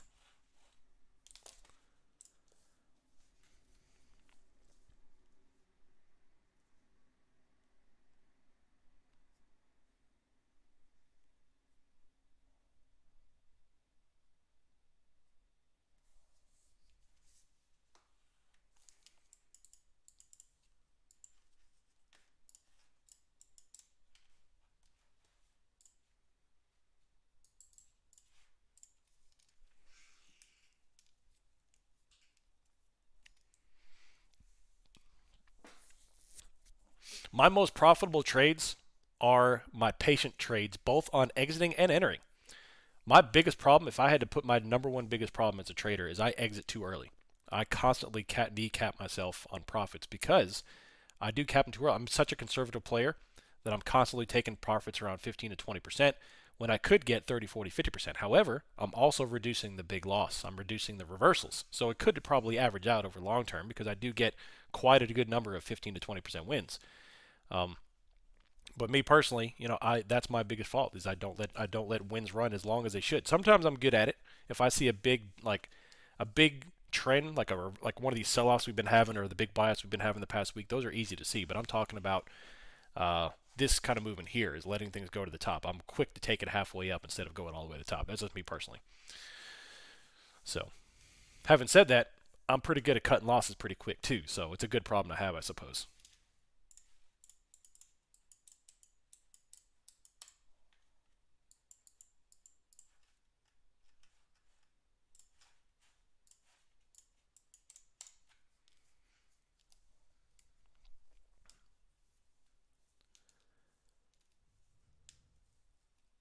Do I have a Discord? Yes, sir, I do.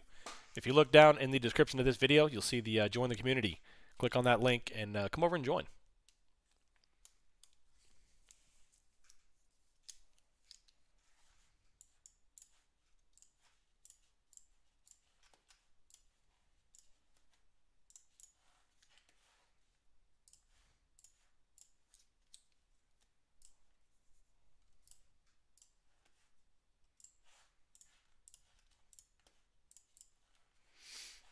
I need to whisper to it.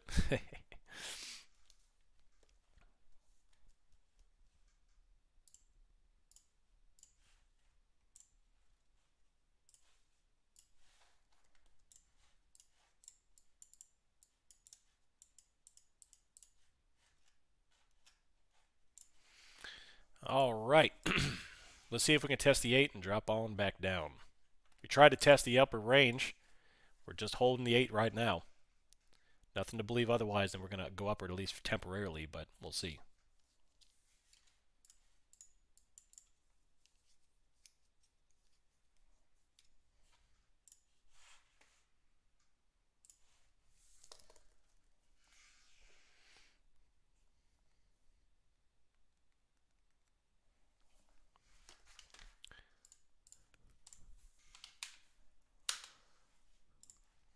There's the 1 hour chart.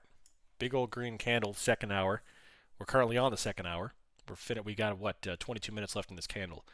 Red candle with a nice little bottom wick there. There's the 15.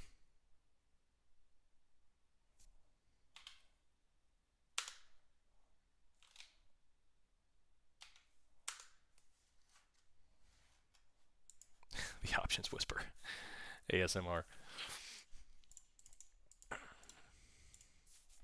Man, this thing does look like it wants to blast off.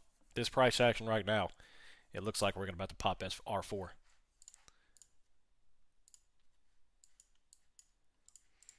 Look at the NASDAQ testing highs again.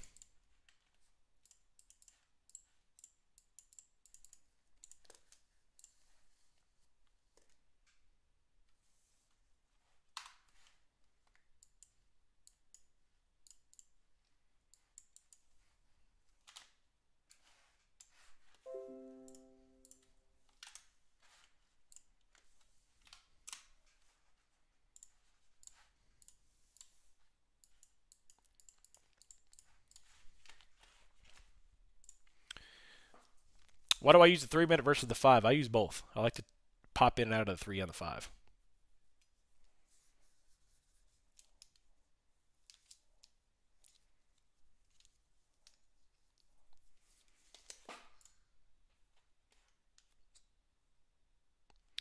Ukrainian president says I would not want Ukraine to have an agreement with the President Biden and Putin. Hey, big green right out the top. And NASDAQ new highs on the day. And up we go to R3. SPX is climbing towards 4350.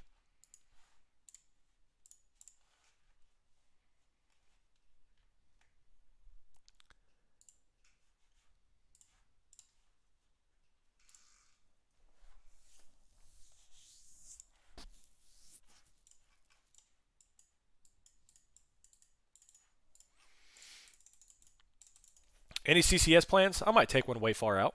NASDAQ looks incredibly bullish right now. Incredibly bullish.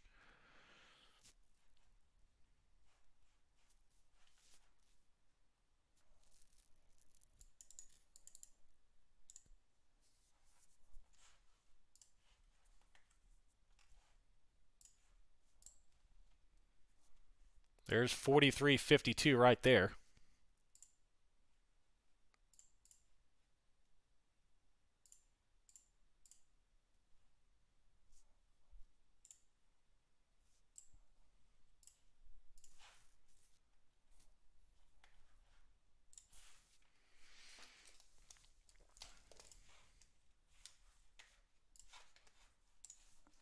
And NASDAQ is starting to extend away now, starting to look very bullish. That right there is, a 300-point move off lows.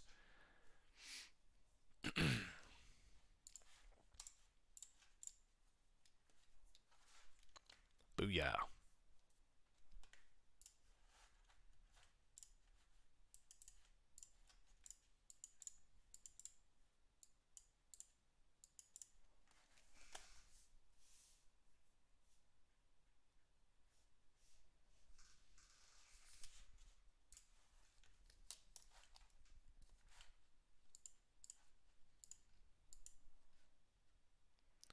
Bam, there's that.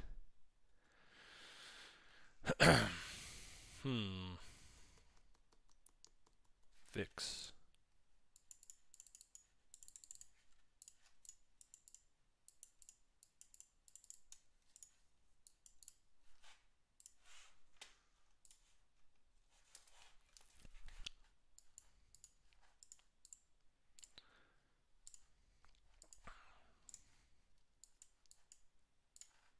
Tesla now up 853. That's 53 points off lows. All of tech is now flipped green.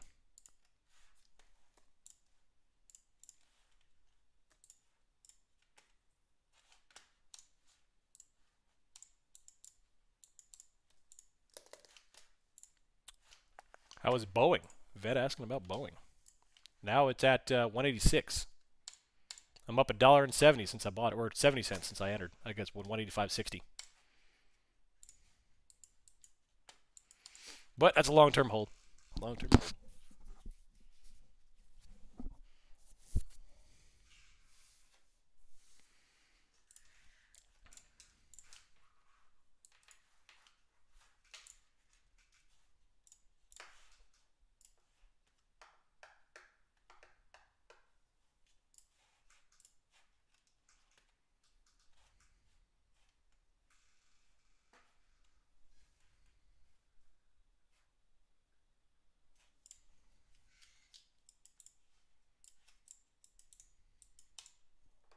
You got Boeing for 184. Nice.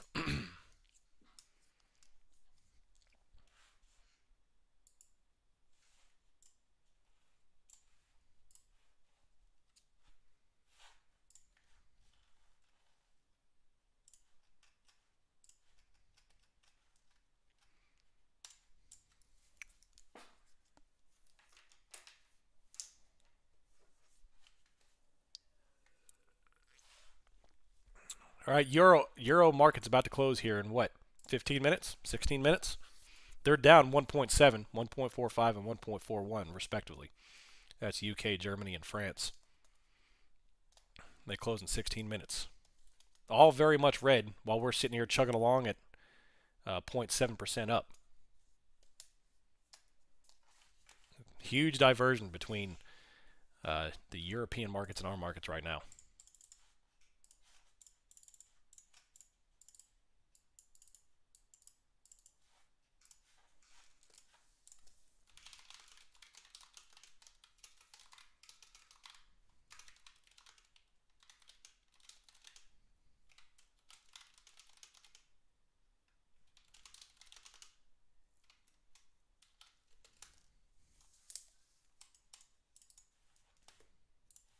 Big green candle still climbing up. Wow.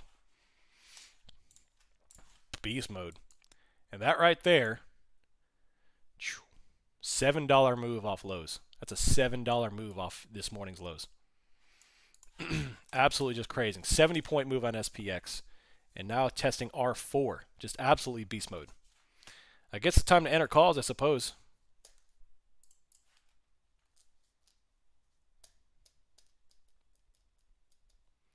Let's see that. Booyah.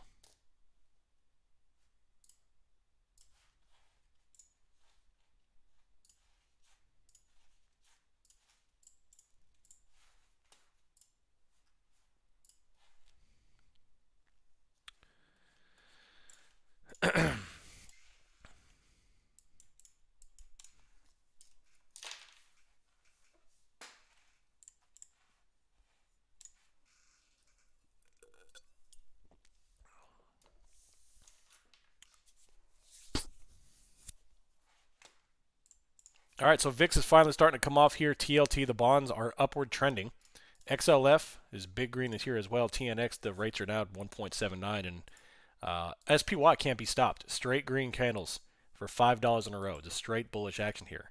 So definitely bullish sentiment for the day, and absolutely raging.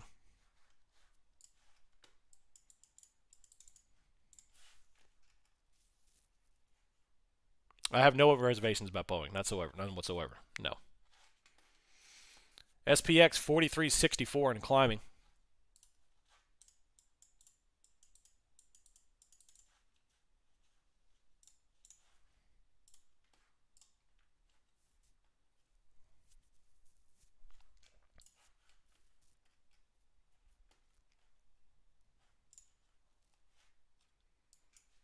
Wow.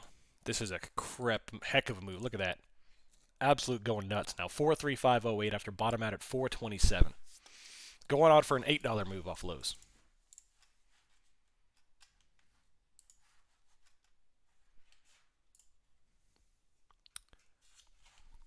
Nope, not yet, because I don't believe this move. I don't. So I didn't enter calls. I didn't expect or believe it. So we'll see how this move comes out. Nasdaq is just rallying hundreds of points, going for 400 points off lows. Nice, Johnny.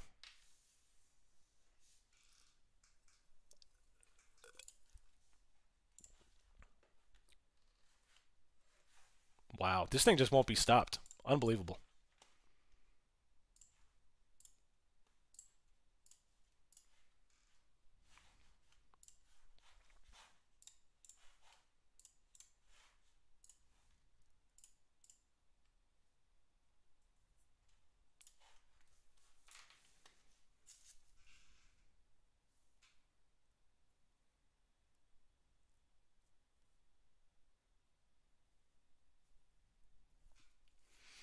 All right, so now testing R5. I've got R6 and 7 in the event that we just get absolutely silly if this isn't silly already enough, and start climbing.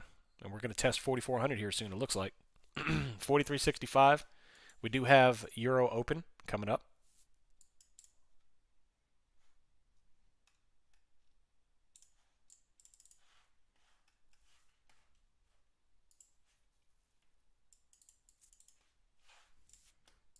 Yeah, Euro close. My bad. Euro close. Not open. All right, now look, it's call credit spreads. Nope, still too close.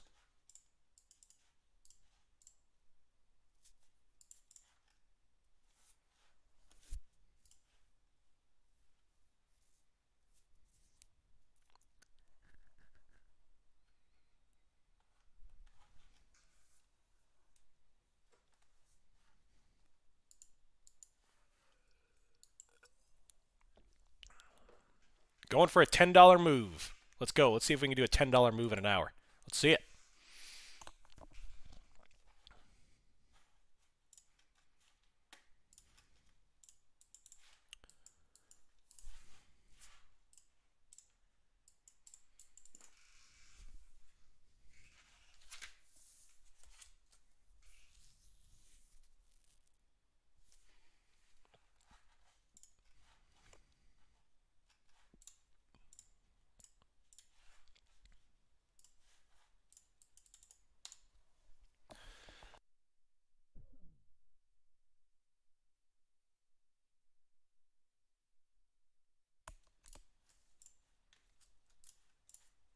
Nope, haven't posted R6 and R7. I'm not going to until we absolutely need it. Apple's up 5.5%, now going for 6%. Tesla went from big time down to now almost 4% up. If it moves, I mean, I got to think it's at some point we may actually start squeezing if this isn't already. This is just ridiculous. Crazy, crazy rally off lows.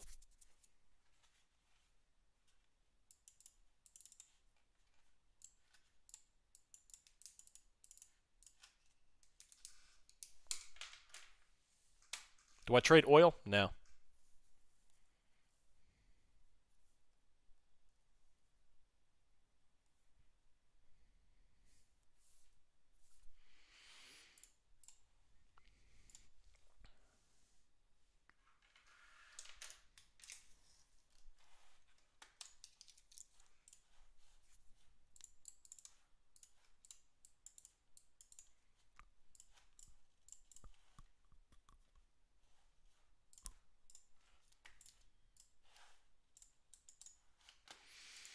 All right.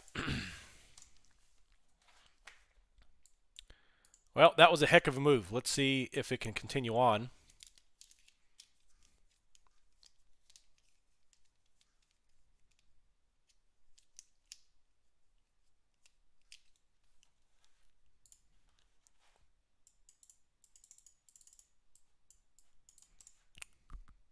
Now, after seeing that, I'm not touching credit spread, the call spreads, not at all.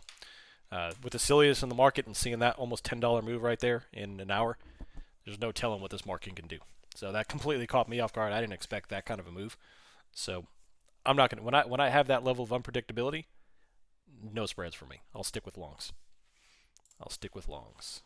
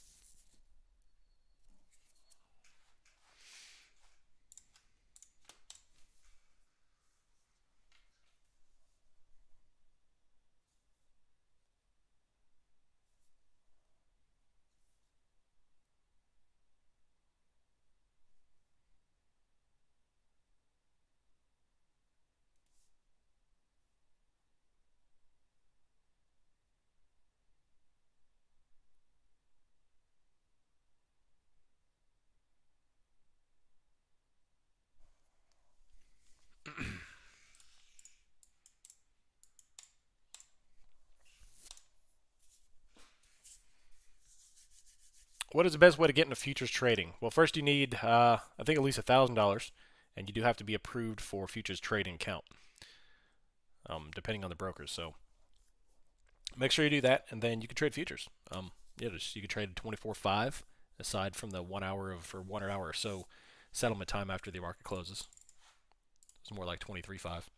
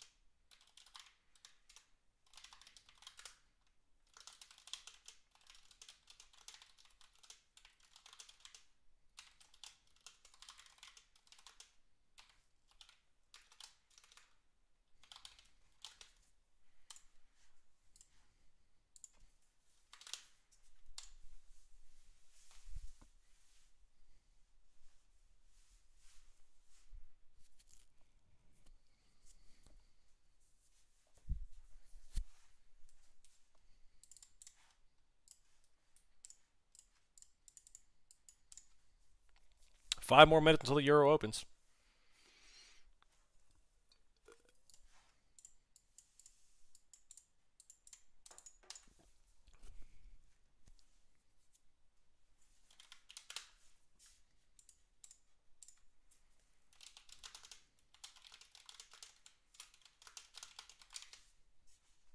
Yep, new highs. Here we go. Going off again. If we break up through R5, I'll jump into calls here. Just, I know you could fight the silliness all day long, but at some point you just got to jump on and ride it.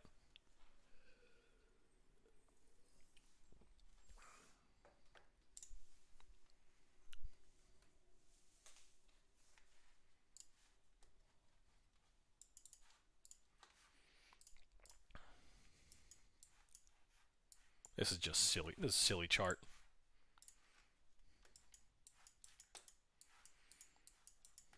All right, so a little hammer candle forming on the daily. Very, very crucial for what just happened for buyers, for the bulls.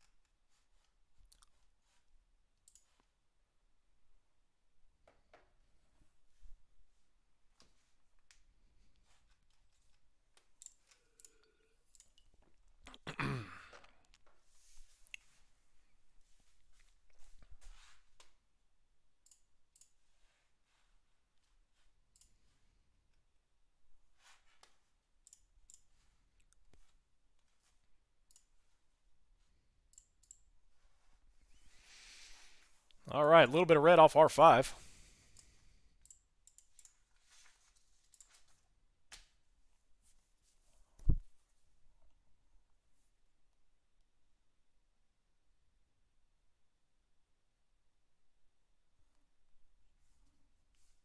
How far can we go?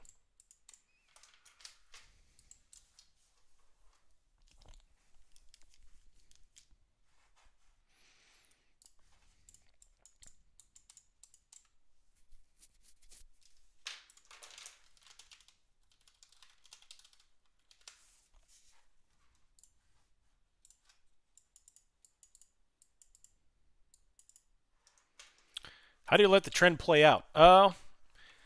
It happens about once a month. I'll usually catch a runner on a trend that's not like a news event. I'm not talking about the crazy stuff we saw, this week or yesterday or the day before. I'm talking about like where we have like a normal day back in the day where we have like a bullish trend that just trends upward all day. Occasionally, I'll let one of those run if I'm feeling spicy and like the everything lines up right. But this particular movement, it's unpredictable. You have a lot of selling action, a little bull, and then selling action again, and we just blast off. So it's, not to mention I didn't expect this. So on the normal trend days, if as long as I catch my thesis, like one a month, or one a quarter. If I can catch, one or two or three runners a quarter, that fits my quota for big wins, and that kind of pushes me over the edge. So I want a bunch of small wins, two or three big wins, and that gets the job done. That gets the job done. Anyway, Euro market closes in a minute.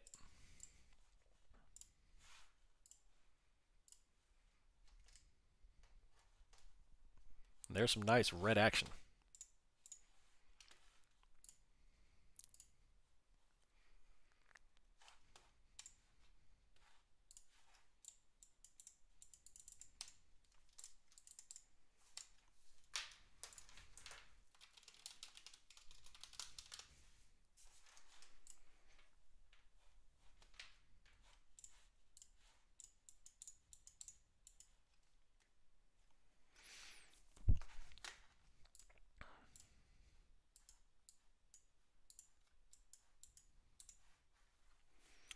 So there was a red candle, but it's getting bought again.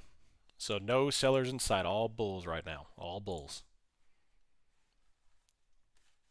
If we take out R5, I'll look at writing calls up to R whatever. And I've got R, let's see, 6, 7, and 8 ready to go.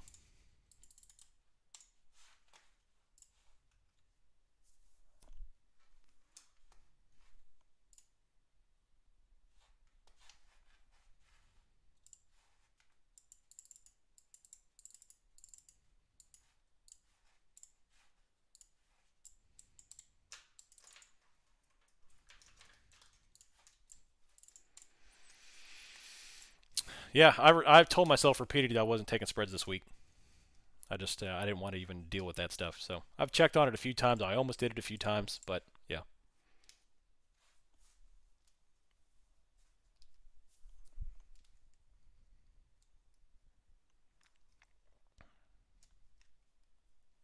And right at Euro Open, we're giving back a little bit of this. We'll see how far we can go.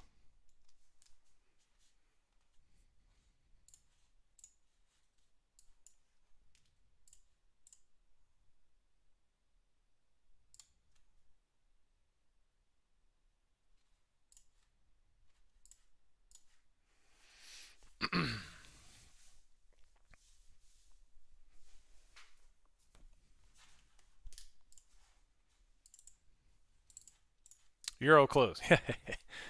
I'm sorry. I'm all over the place. I'm all over the place. My bad.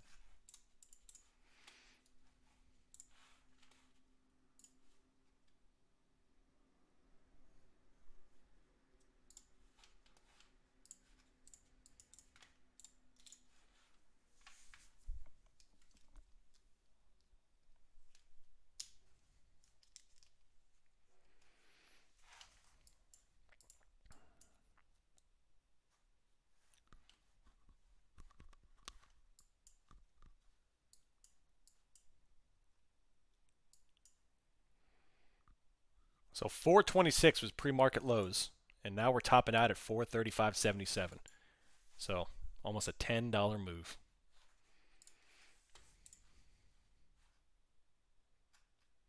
Red candle wicked up. Green bought it up there. Big old wick.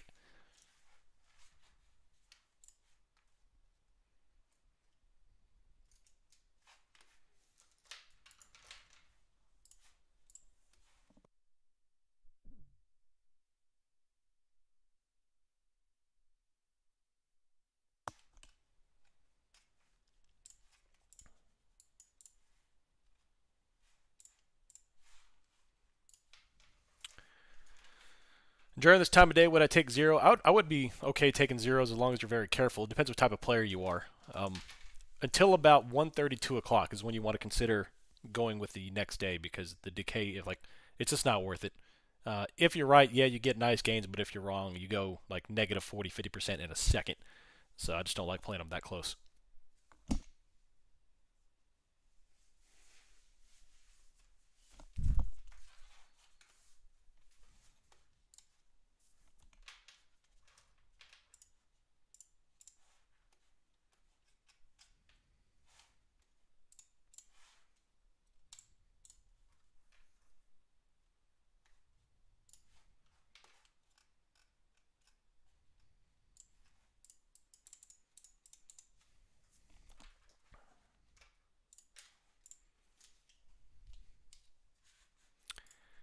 Favorite indicator? Either the SR lines or VET's morning range. Either one. Awesome stuff.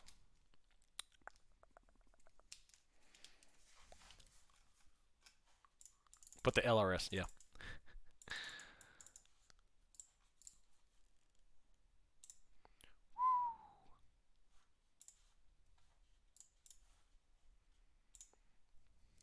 $4,400. Wow.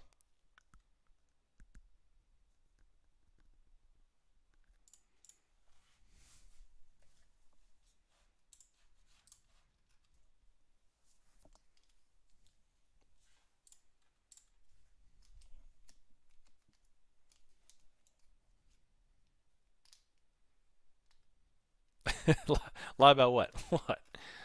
Bet's going down.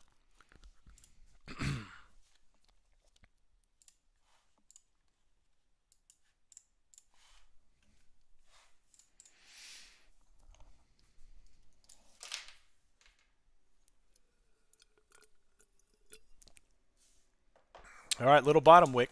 Now still holding R4. Man, look at this thing.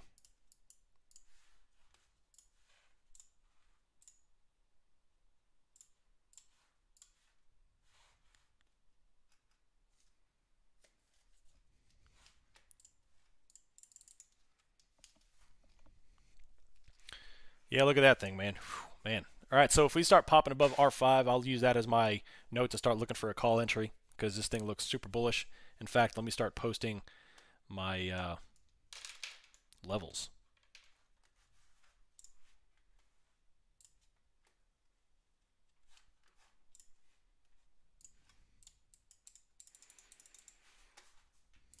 Bring this out here. I'm going to come down to 43.68 is the upward level I've got, which should be a stout one. So watch out if we do approach that level, how we're going to adjust.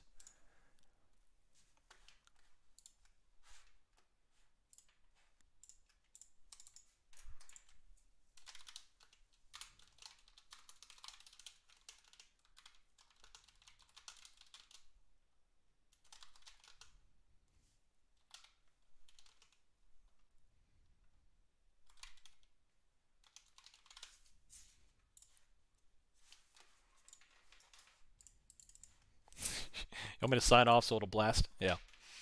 Hey, look at that. Green candles.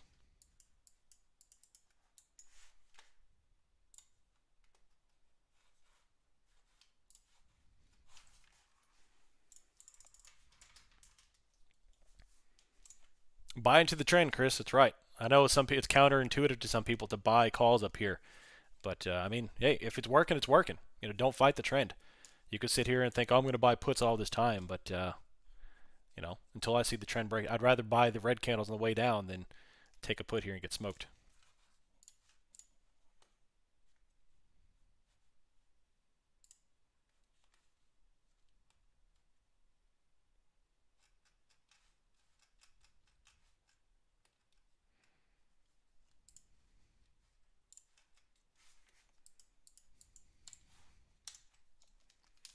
All right, breaking out new highs there. Testing 43.68 on the futures at that top pivot.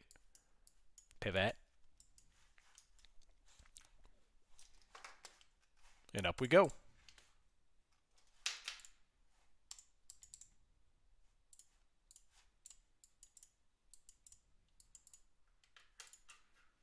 God, this thing is blasting up. Now beyond $10 off highs, off lows, off of pre-market lows. That's a 100-point move on SPX. And climbing.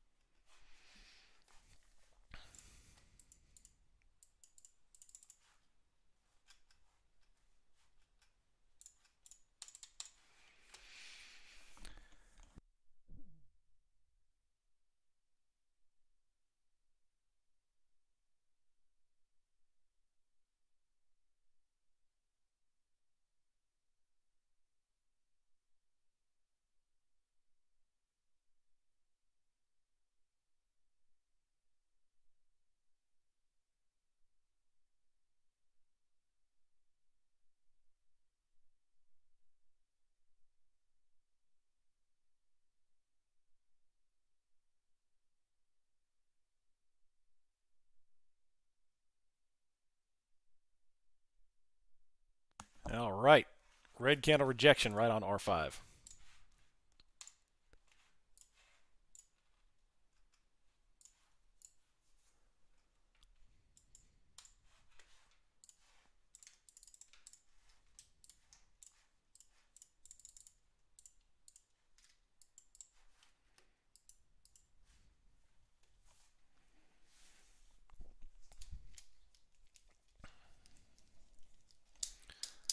All right, well, it's about 10:45. Looks like it's going to chop here, so I think I'm going to go ahead and sign off. I'm just kidding. But it is 10:40, 11:40 Eastern Time. I'm going to go ahead and call that a morning. Jump off here and start digging into some things. Go get me some lunch and come back to the charts and try to make some trades. So I appreciate y'all hanging out, learning a little something. If you got questions about anything, about the community, about trading, about anything you've talked about here today, jump in the Discord. Post them in the applicable rooms at Options Millionaire, or you can shoot me a DM at any time, and I'll be happily answered them. Appreciate you hanging out.